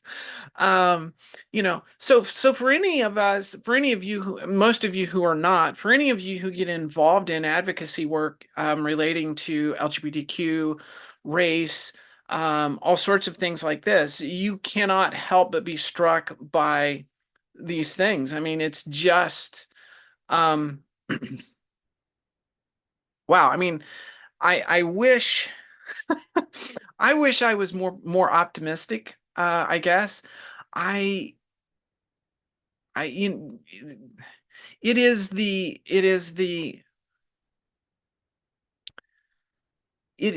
classic liberal hope, the classic, when I talk classic liberal, not modern liberalism, but the classic liberal ideology that we can hope for. And I think that's an expression of it that you were making. How much hope do I put for that? Boy, I mean, honestly, the human track record is not good. That doesn't mean we don't keep striving, and I guess that's where I think I would put it. I think okay, this is a church group. I got to take this on in this sense, right? So it is if we go back and we get really basic with the narratives that come from Jesus of Nazareth, that very early first century thought that was there that emanates from Jesus. Christianity should be at the forefront, should be leading this charge. And I'm going to say something that may offend some people, but I've kind of come to see this as a kind of a truism, that as the place where Seventh-day Adventism currently is, philosophically, thought-wise, all of this is in no danger of persecution. Not even remotely close to being in danger of persecution. And they'll quickly find themselves in the bullseye if they move to the margin. If the Seventh-day Adventist Church, with its massive healthcare system, was the leading provider of LGBTQIA plus health, and thus would become a leading voice in terms of acceptance within communities of faith and within the broader society, advocating for the rights of LGBTQIA plus people, I think you'd start to see bullseyes. But until we start to move in that, until the church starts to move in that direction, it's trying to pass legislation so it can maintain its discriminatory position as a religious employer and so on and so forth. It's in no position. It's not even. It's so far from being persecuted. It's laughable to think that we create this ideology that, oh, we're going to be persecuted. You're not going to be persecuted. Sorry, folks, you're not. You're at present seeking to persecute others. So until you wrap your head around that, yeah, I think it's the great big question. I mean, I wish I had a good answer, but I think we have to keep struggling. And the reality is that those of us who live in the margin, those of us who are marginalized, because nobody really chooses to be in the margin, we have to keep struggling. And we have to keep shoving it out there, and we have to keep saying, this is not right, this is not right, this is not right. We have to, Dr. King's methodologies, I think, and Jesus's methodologies, which King drew his from, I think we have to continue to struggle and embrace, and as hard as that can be, I think it's difficult space. It's not going to get easier anytime soon, but I think we got to keep struggling, because if we stop struggling, nothing good's coming from that. So I know it's not a great answer. Don't have a better one though. Thank you so much, Randy, and thank you, Bob, for your questions and your comments. And yeah, I agree. When you shared, Bob, I did say brave man to join that Caribbean heritage with pride, given the background in the Caribbean and Jamaica in particular. Floyd, I did see you raise your hand earlier and you lowered it. I don't know if you wanted to join the conversation, and if maybe as we talk about the church and moving forward, if this would be a good time for you to come in and share with us. Yeah, sure. Thanks, Sherry Ann. And thanks, Lauren, for allowing this topic to be presented during Pride Month. And my hats off to and kudos to Randy. Randy always does a great job of representing the LGBTQIA plus, and particularly the trans component of that. I know Lauren had asked early on, months ago actually, if Kinship would have something during Pride Month, and I kind of put him off, and yeah, he's nodding his head. I did. Part of that was because I was traveling in Europe for a couple weeks this month. And part of it is just when Pride Month comes, a lot of us get really tired because we've been doing this for 60 plus years. And just to regurgitate and reiterate and repeat all these stories over and over and over again takes a toll on all of us. And so especially thanks to Randi again for doing this, and thanks for everyone for listening in here today. We do have a lot of kinship members, both the queer community, the families and friends, allies online today, and we definitely support Adventists today and the work that Lauren does in representing all marginalized and all factions of the Adventist Church. We're such a diverse community, and within kinship is a microcosm of all of that diversity. We have the people that are still very, very Adventist and in every aspect, as well as those who have been hurt and have left the church. So kinship does, our work never stops. Yeah, we have a lot of things planned for the upcoming year. Just reaching out resources. The church is doubling down on its backlash. I do the Tuesdays with Ted videos that I've been doing every Tuesday now for 18 or 19 weeks now, and where I talk to Ted Wilson and create a video. And I'm not always very nice in that video. I'm over being nice because I get no niceness back. And so I call it the way I see it sometimes. All I'm looking for is a conversation with the church, for the leadership, the Ted Wilsons, the Elton Kulas, the Olivers, whoever, to sit down and talk with us instead of creating a website about us and perpetuating false information. Sit down and talk with us. Hear our stories. You don't have to agree with us. That's not my goal, but let's have a conversation so that we can understand each other. And that's what kinship's goal is. Just lately, Ted and the General Conference has been supporting the Coming Out, which is now Coming Together Ministries, the Change Ministries, the Conversion Things, which is just a new iteration of what Colin Cook did 40 years ago. And this is happening in Brazil. They have their groups. Europe has their groups. We have Coming Together Ministries and all of those. And those are just as damaging mentally to people as if you're doing electric shock to genitals and holding heads into the toilet until they can't breathe anymore.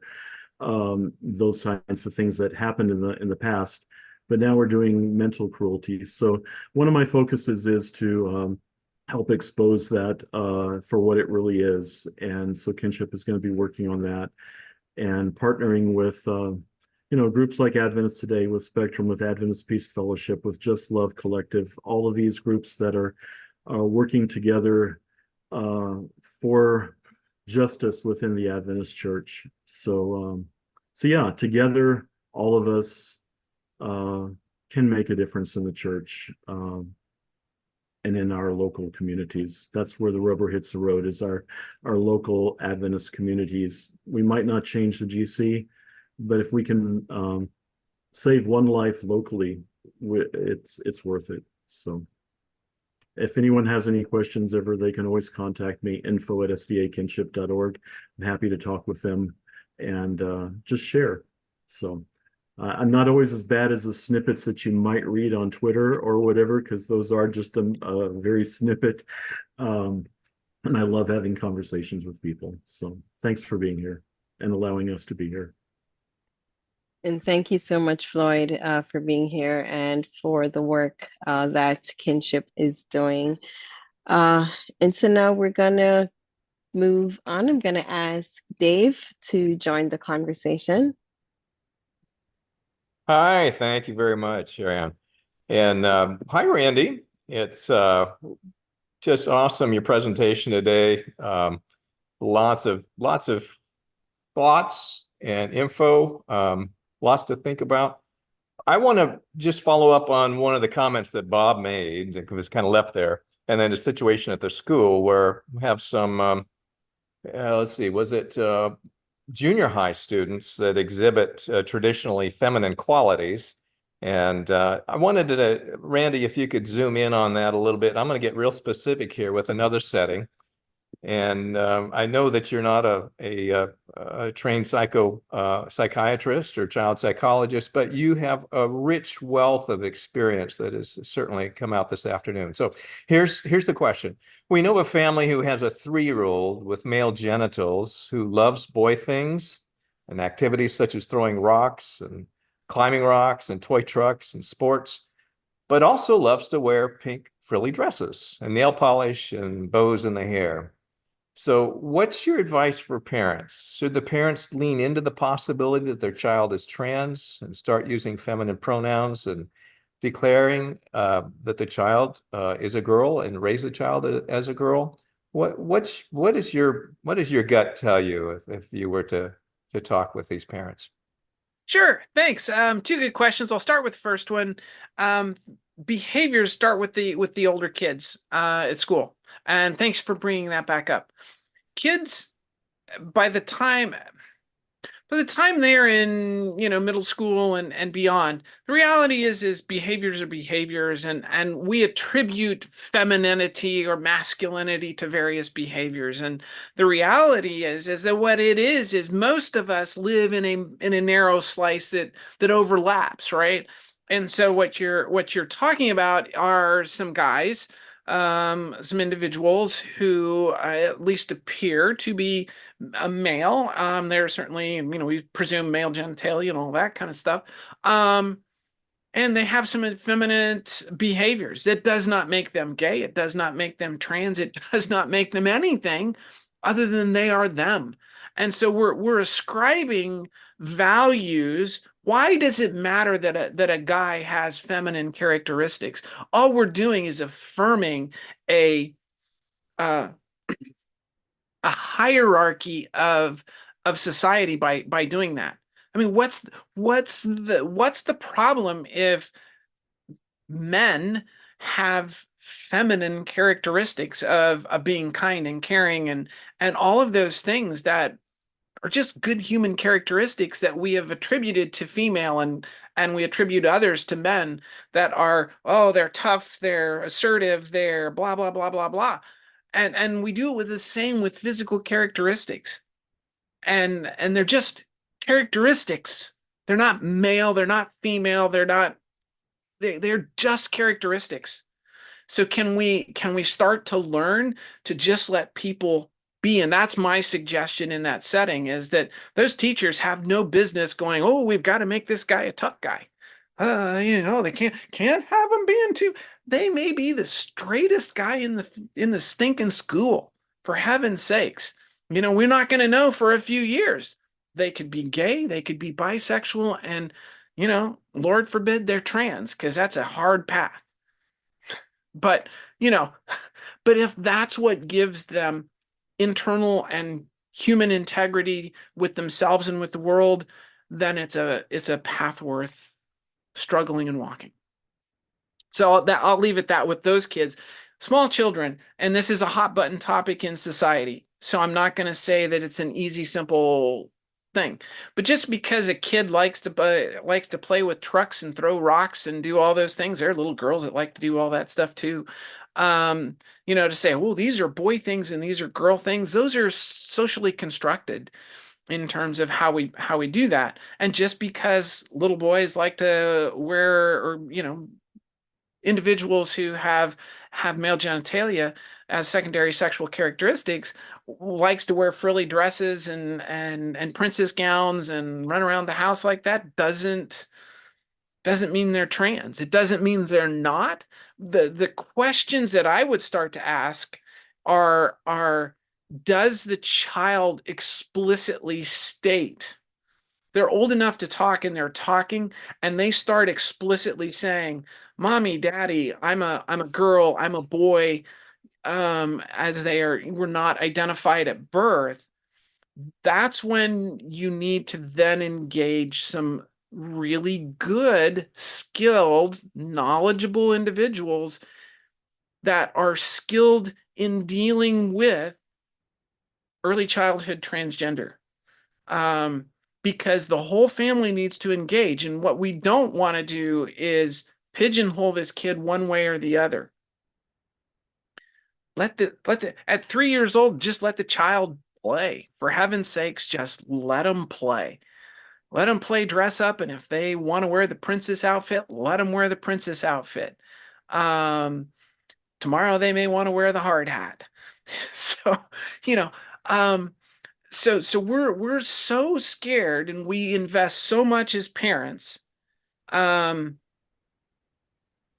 this whole construct of my child's a boy, a girl. You know, we've gotten to the point where we have these things we call gender reveals, right? And I get it. I understand what's going on, because we've gotten to where sonography is so darn good that, you know, you just can't almost not know. And so we do these things so that we get to tell everybody before the child is born who this child is, and a major characteristic of their humanity, their individual humanity. So I'm not a fan of them. I call them genital reveals. They're not gender reveals, they're genital reveals, because that's all you're doing. Either they have a vagina or they have a penis. That's all we're telling the world. My soon-to-be born child has, you know. All right. Thank you so much. So I'm going to interrupt here and speak for my friends, Dan and Gina Jett, who aren't here today. They have a trans son. And I knew that child as Vanessa. Vanessa, when she was 2 years old, told her mom and dad, 2 years old, I'm a boy. And that was a big struggle. It was very hard for them to understand. But I mean, just think, I was thinking of that when you said, ask, what are they saying about themselves? Vanessa told her parents about herself when she was 2 years old. Yeah, thank you so much.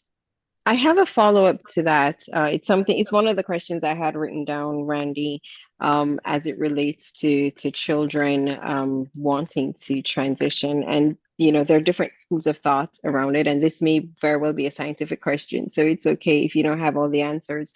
But I've often rest heard assured, I don't have all the answers. Yeah, but I've often heard persons saying that, you know, usually most of the persons I know who are trans or homosexual, whether gay or lesbian, have indicated that they knew definitely for sure once they hit puberty. And there's some persons who say that it is better to transition before going through puberty. And there's some schools of thought that say they may need more time, children may need more time for their brains to develop so they can better make that sort of a life-changing decision. And I wanted to know, what are your thoughts on that? You know, as you know, Lauren said, you know, if you have a child who knows and is able to express that clearly, you know, what kind of support do you get them, and how do you support them, and, you know, do you allow them to make that transition as a child? Oh boy, yeah, you just really want to push those political hot buttons. So here's where I'll go with this.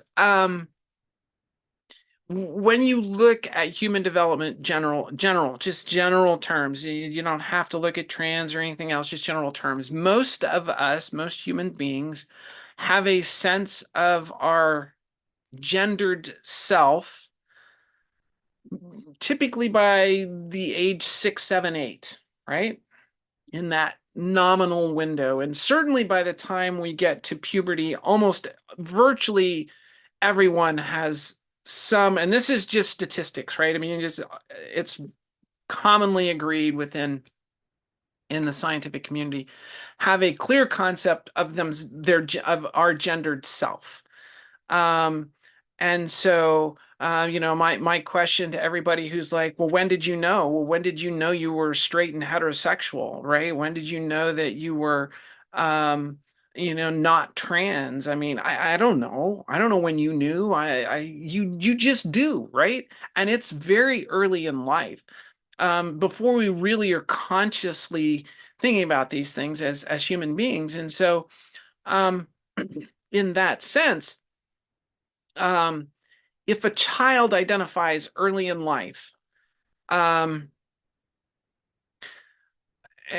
clearly identifies that they do not perceive themselves as a gender they were identified at birth. Right now, here's the thing, okay? Gender identified at birth, it's a term that gets used. And the reason that it's a term that gets used is because you get delivered from your mother, and a doctor looks between your legs, smacks you on the butt, and says it's a boy or it's a girl.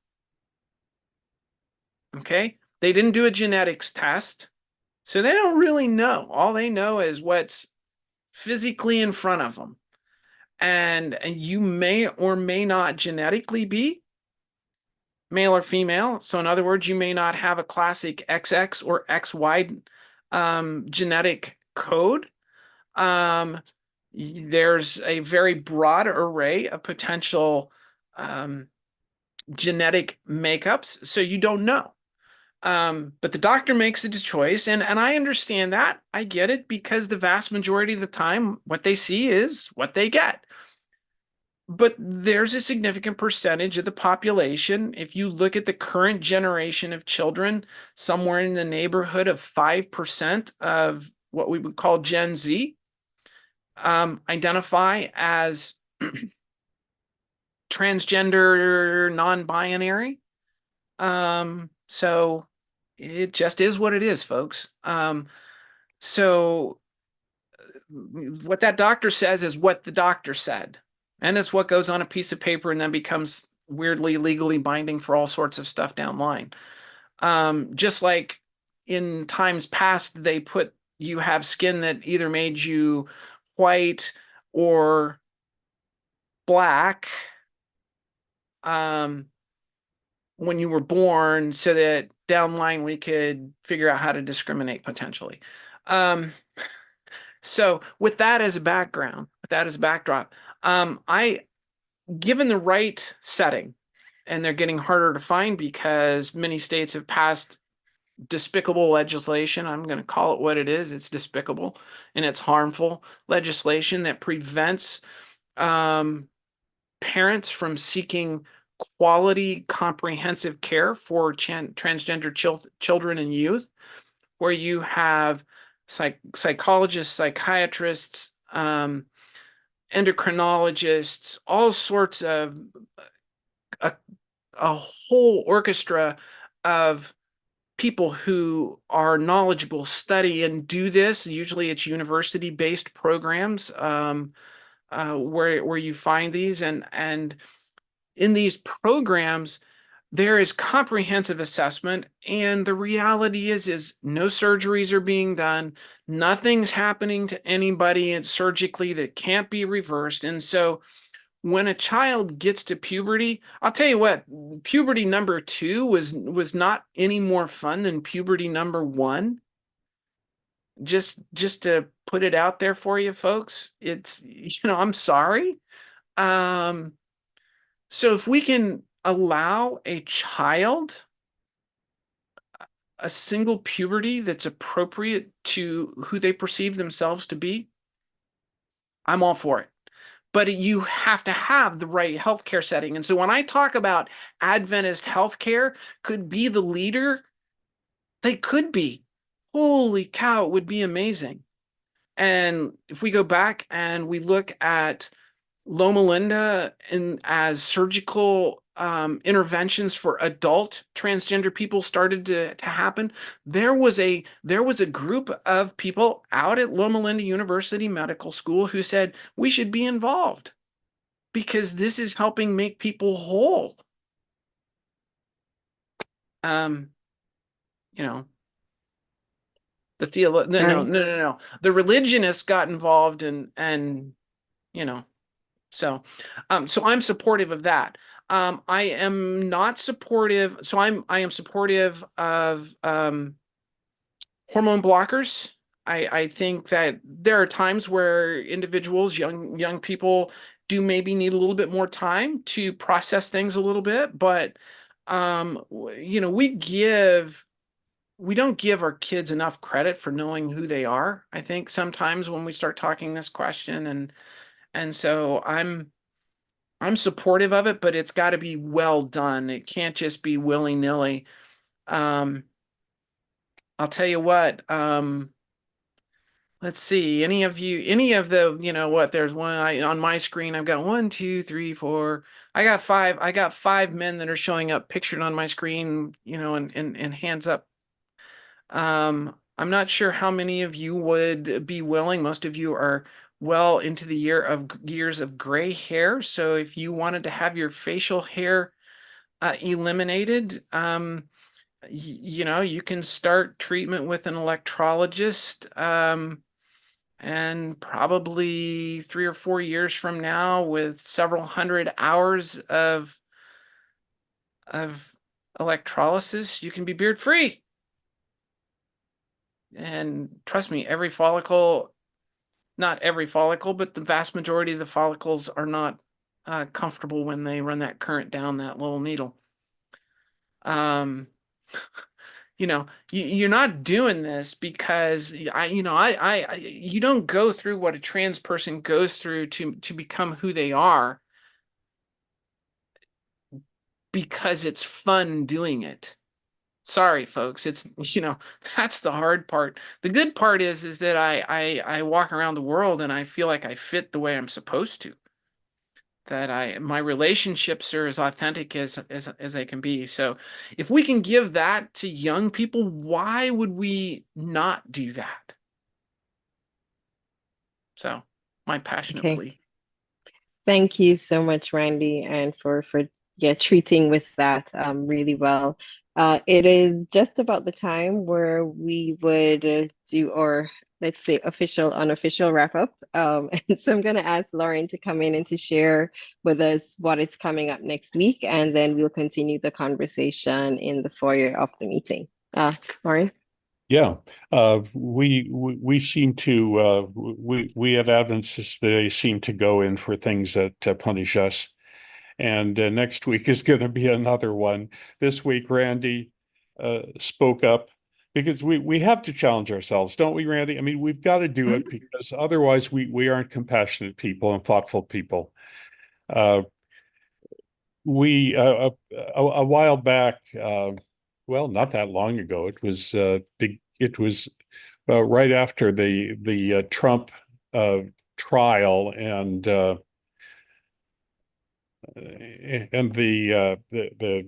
verdict, the Donald Trump. I watched a sermon by Mark Finley where he said we shouldn't be judging. And I thought that was a very interesting response to the Trump trial. We shouldn't be judging. And I thought, how on earth does a Christian then make up their minds if they can't judge?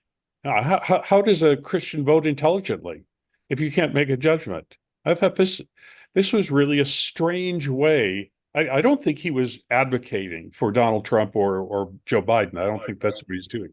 He was just trying to say, judge not that ye be not judged. And I thought, well, but don't we have to do some judgment?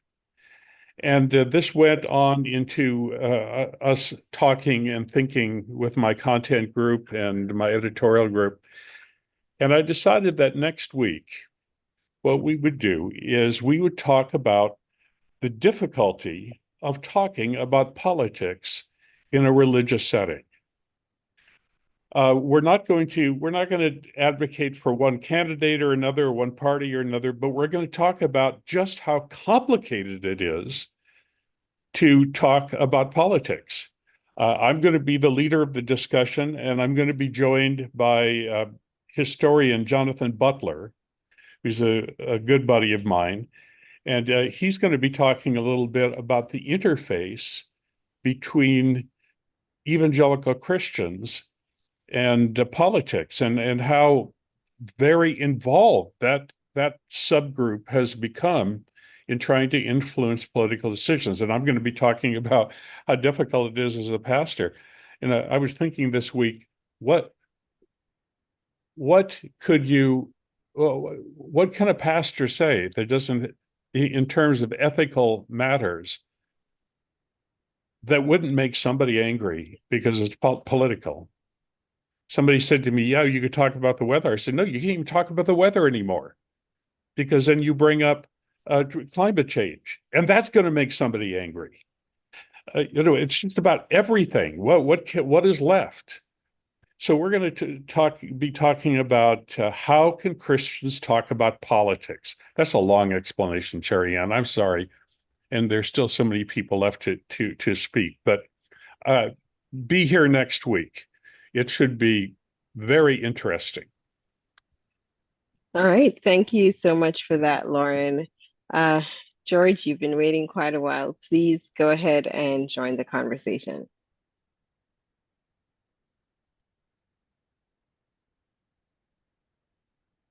Yes, I guess you can hear me now, right? Yes, we can. Yes. First, and I'll be brief. Floyd Penney was talking about some issues there, and I wanna, if he's still online, I hope he listened to this. The charlatans keep being proliferating in the Adventist church. So that's a very unfortunate thing, because these promises of therapy, of changes and all that, this is charlatanism. In my profession in psychology, if someone offers these services, they may end up in jail because it's charlatanism. And it's very unfortunate, unfortunately, that the church is double down on this. And it's not going to change. The church is going to keep this direction. Randy, who will tell that I will ever watch you working in a session like this, which brings me a lot of happiness, because throughout the years I know that you have been struggling with the issues, and but you completed the journey. You arrived, and I'm very glad to see that. I want to ask you to comment, if you can, on the process of rejection and acceptance. You were part of a group, the male group, where you were accepted, socially accepted, psychologically accepted and stable in that situation. When you started a transition, and then most probably you have to deal with rejection from your former group, and you have to find acceptance in a different group, your legit group now. So I'm curious if you could share what was the most difficult thing in this transition from rejection into acceptance. So it's actually acceptance, rejection, and acceptance again. Psychologically, what was your biggest challenge in this process? And I commend you for what you did, and your family too. You were able to keep the family together, your spouse, your kids and relatives. This is a very commendable thing.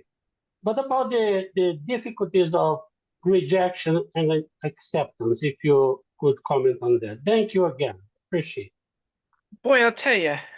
So George and I have been conversing for, oh my goodness, years and years, over 10 years now. I know, over 10 years. And yeah, I just have a great deal of appreciation for George. So wow, yeah, you had to ask a really hard question. So it's interesting. So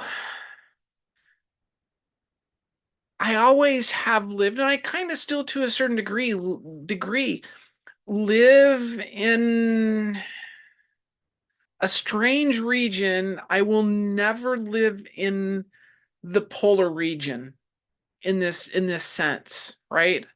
I never did, and I never will, because I never saw myself fully fitting into the male role. And with as many years, as many decades as I lived in that proximate role, I had to forego the enculturation and the community that is built over a lifetime in the community of women. That said, I actually, there's certainly been struggles, because there's stuff you have to learn, and there's stuff you have to unlearn, and there's stuff you have to relearn. There's certainly complication, and complication and change is always a challenge, but that complication and change didn't create, for me, did not create an overabundance of internal stress. I mean, there's certainly some stressful things about it, but those didn't really create a huge amount of stress for me. Interestingly enough, if I look at people that I had relationships as kids growing up, so we grew up, went to high school, elementary school, high school together, things like that. And I haven't seen them for many, many years. In many cases, I haven't seen many of them, decades between. And they knew me as Randi with a Y, and then they meet me again as Randi with an I. And for them, it's really not a deal at all, right? And for me, it's not a deal at all. They see me for who I am, and we relate based on what their then and now perception of me is, because there's so much distance. Where the biggest challenge occurred was with people that chose to walk through that whole path along the way. Struggle for them, struggle for me, because how do we now start to sort relationships that we had fairly well defined boundaries on? And so when are you no longer welcome at the men's meeting, and when are you now welcome at the women's group, kind of a thing. And then the conversations, I'll be honest, those conversations are frequently, although very human, they take on very different tones. And that's because of the very different experiences that are kind of communally experienced. For the people that have only known me as people see me today, the vast majority presume I am what I'll use the term a natal woman. I was identified female at birth, even though that's not the case. And so all of their questions about my life revolve around that perspective. And that can get interesting.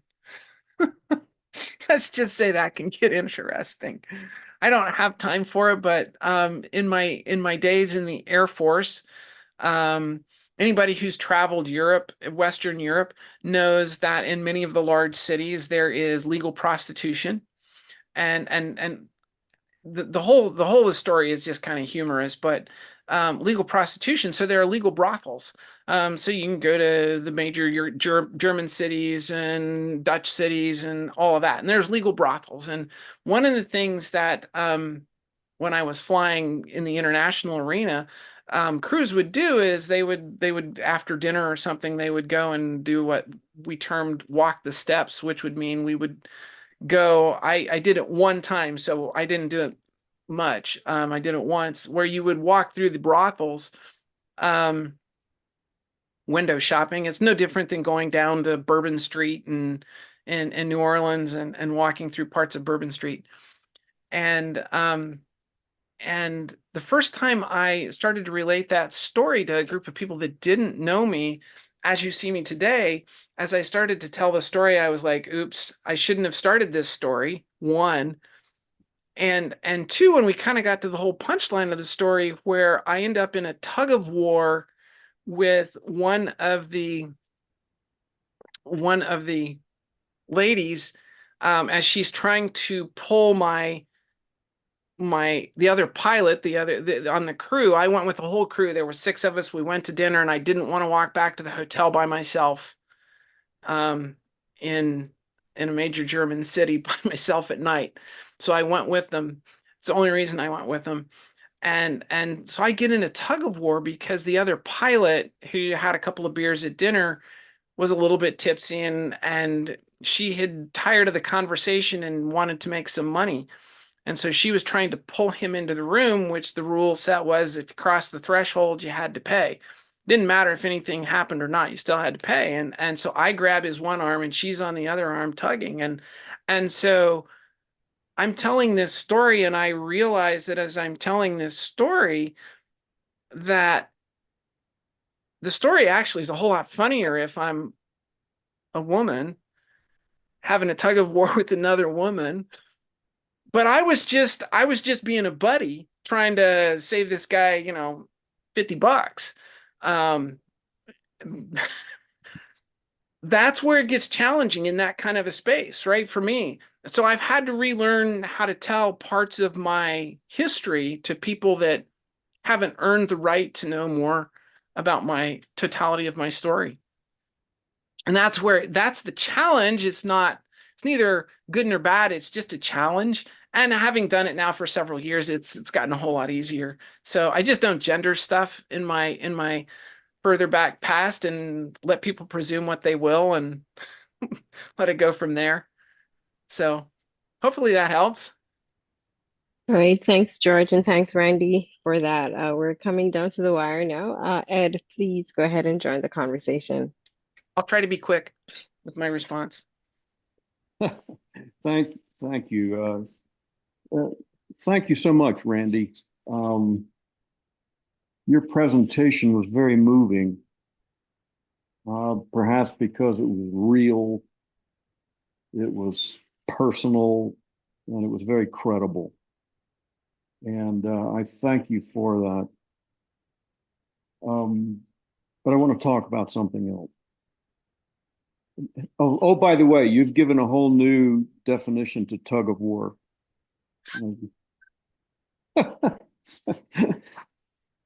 There have been several references today that have touched on the subject of how the Seventh-day Adventist Church relates to the LGBTQIA community and the difficulties that exist there.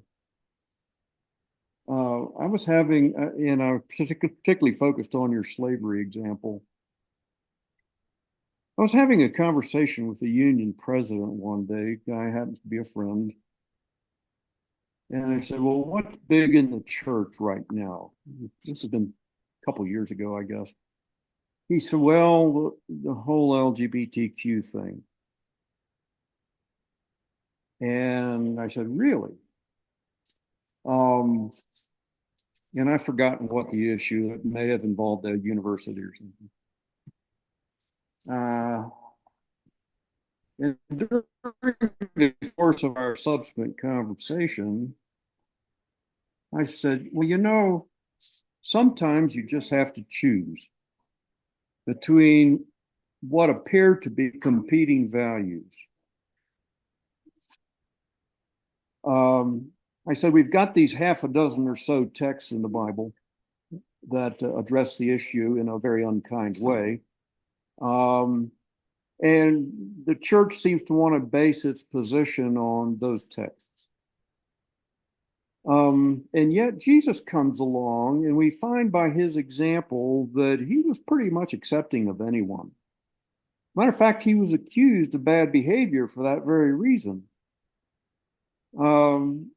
And I said, so maybe we need to choose between what's our seemingly competing values. In the Bible, is the New Testament included, has examples of that. Acts 21, the people are warning Paul that there's a bunch of Christians in Jerusalem that are out for his head because he's teaching them something different than what they believe. So there's obviously differences within the church. And the same thing is true between Paul's writings and James, where Paul says, hey, keeping the commandments is not going to do you any good. And James says, well, by your works, you'll be saved. directly contrary perspectives in the Bible.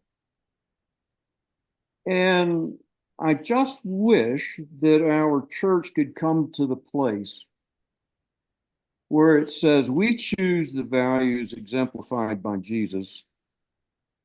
And if there seem to be contradictions, like with the slavery thing you pointed out, we chose a different way, we chose a higher value above those texts in the Bible which seem to condone it, that we could get to the place where there was a higher values than some texts which you might find in writings other than Scripture, just because of normal human dispositions on the question. So that's, I guess, more of a statement than it is a question, but I say it not just for you, but for everybody that's listening. I wish we could rise above and step up in terms of what we value as Christians. Thank you. I agree. I wish we could. All right. One life is too many to lose. Indeed. Thanks for that, Ed. And now we go to John and Carolyn. Please join the conversation. Well, thank you very much for a wonderful time. Lauren, sorry we don't get, I lead a Sabbath school at the same time in California, so we're on vacation this week and next, so we got to enjoy this. And Randy, it's very good to reconnect with you. Randy and we go back. I'm a retired rocket scientist out of the Department of Defense, and we've had lunch together a few times and had lots of fun about talking about astronauts and flying and all of that, plus also learning a lot about the rainbow world. But I would like to briefly add a little bit more to your statistics. Carolyn and I are the leaders. We're the leaders, families, and friends of kinship. We had a gay son. We didn't know that for a while. And we then had a success. We lost him 12 years ago to a brain aneurysm. He was almost 50. But we have some statistics I think we all ought to be aware of, and I'm delighted to see the size of this. I know of 3 unofficial little surveys run by pastors in their Sabbath schools. One of them, and they asked the question, how many of you have a rainbow? And I like the word rainbow because there are so many variations. We just like rainbow. But how many of you have a rainbow member in your family? Not just a son or a daughter, but it could be a grandchild, a niece, a nephew, a brother, a sister, whomever. It could be a spouse even. One of them, the folks were said 42%. One was 43%. One was 45%. Now we've added to that 5 to 10% of the folks that knew but were afraid to even admit it. And another maybe 5 to 10% that didn't know. We were part of that we didn't know side. So we're comfortable that more than 50% of all our families and our faith have a rainbow member somewhere in there. And 23andMe did a survey a couple of years ago on over 488,000 genetic evaluations and came up with that 59% of the families of the people around the world have the variations by sexuality. So this isn't a 10% kind of number. We're really 50% of our faith. And we personally are working privately with pastors and their families and church employees who can't come out and they don't have help. So there are ways to take the kinds of things that Randy is sharing and to help people. We led SDA Marriage Encounter for over 40 years, and we worked with thousands of families and did learn how to do all this. And if a faith decision that we have causes depression, and it can, if you reject somebody, you reject a family. And if you reject the family, you can have deep depression. Last year's United States Surgeon General had a major story on suicides and illnesses from that.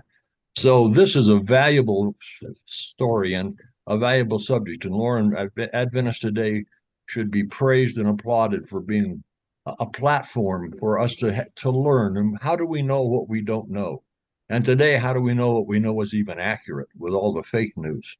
And I just thank you again for this. And Randy, your answers are so accurate and so delightful. And welcome to this, and all of you, welcome to this real world. And how many of you in your family have looked, do know you may have one? We honestly didn't know. We were totally naive. Our son later told us, Dad, you like to tell jokes. You like to tell gay jokes and drag jokes. I didn't want you to make fun of me. And Mom, you were a devout Adventist, and I knew what your faith was. I didn't want you to reject me. So we actually personally caused for 10 years. He tried to tell us. Finally, after graduating with master's degrees from Yale, we drew him out of his closet. We had 25 years of wonderful time, and we're now working with kinship. We've got over 400, almost 500 families, I think, now, and allies. Come and join us. We're available. We will be happy to connect with any of you. Doesn't have to be an Adventist. If you've got a neighbor that needs to chat, a mom and a dad, grandparents, we're available. Kinship's available. But thank you for letting us just say those few words. All right, thank you so much, John and Carolyn. We're just about out of time, but we're going to take one more question. So, Clarence, please go ahead and join the conversation. Yes, thank you very much. And a hearty thank you to Randy for her courage in this presentation. Now, I've got just 2 points, 2 short ones. It seems to me that one of the hurdles that we Adventists have to face is the fact that we have an only the Bible theology. E.G. White notwithstanding, huh? You know what we say about E.G. White? We say it's the Bible only, but yet we say it's E.G. White, okay? But only the Bible stance is there. And I've been wondering, would it be possible, or do you think it's even feasible in our Adventist community to do what the Catholics have done? For centuries now, Catholics have said, it's not only the Bible. They've always said that, even when they didn't honor what science was saying. They were still saying it's not only the Bible. The church can take certain positions, and that becomes official, and that is God sanctioned. That's what it always advocated. What would it cost us, therefore, if we should say in our Adventist community, not only the Bible? That's the first question. But I think you answered it somewhat with Bob's and Ed's comments. You mentioned something on that line. But I have a second point. It seems to me, let's say it rather, I would like to know, if it is even possible to know that, is evolution, or whether evolution is driving the human family toward a more, what's the word? Heterogeneous community. If we should become 50-50, 50-50 strands and 50-50 others, ordinary is not a good word here, but what we'd call ordinary people. Oh, boy, you're asking hard ones. So the first one I actually think is an easier question than the second one, because I think we delude ourselves when we tell ourselves that tradition is not part of what we base belief on. Tradition clearly is, and it is for every Christian denomination, whether they're Catholic or Protestant. We just, as Protestants, don't like to admit to it very, very much. And Adventism, out of that tradition, doesn't want to admit to it, and that's just simply the way it is. So, until we get seriously intellectually honest about that, then yeah, tradition's part of it. I mean, it's just simply a simple statement of the reality of what it is, in my humble opinion, or not so humble opinion. And the evolution question, I don't know that we ever end up with a kind of a quote 50-50. I think when you look at continuums, which I think gender and human sexuality live on continuums, if this whole construct that came out that, there's the bell curve and blah, blah, blah. The reality is when we look at nature continuums, they tend to be double peaked instead of single peaked. And so I think when we start looking at things like human sexuality and gender non-binary, it's continuum based. I think you'll always have a valley that probably exists in the middle, and I think you'll always tend to have two peaks toward the edges where you have, so in the case of, say, gender, you will have quote male and quote female, and that there's a valley that lives in between. And so I don't know that we ever get to a 50-50. I don't know that that's the trajectory of the evolutionary process. And part of the reason I say that is, this is just based on conversations with some geneticists that I've had, is that I think you kind of have to have the double peaks in terms of how diversity works. But you'd be far better off talking to scientists who that's where their specialty is, because it's not. That's just my reading and my conversations with some evolutionary biologists and geneticists who say you're always going to probably have a double peak. And so you're always going to have a minority that's kind of in the middle. Now, where does that minority, if we think back to the very early in the conversation, I'll be quick, to handedness and hair color and stuff like that, I think you can see a growth in that, and in other words, that valley in the middle may actually become more robust than what we have perceived it to be. But I don't think it ever becomes a kind of an even split. But that's just my opinion. More opinion than anything else.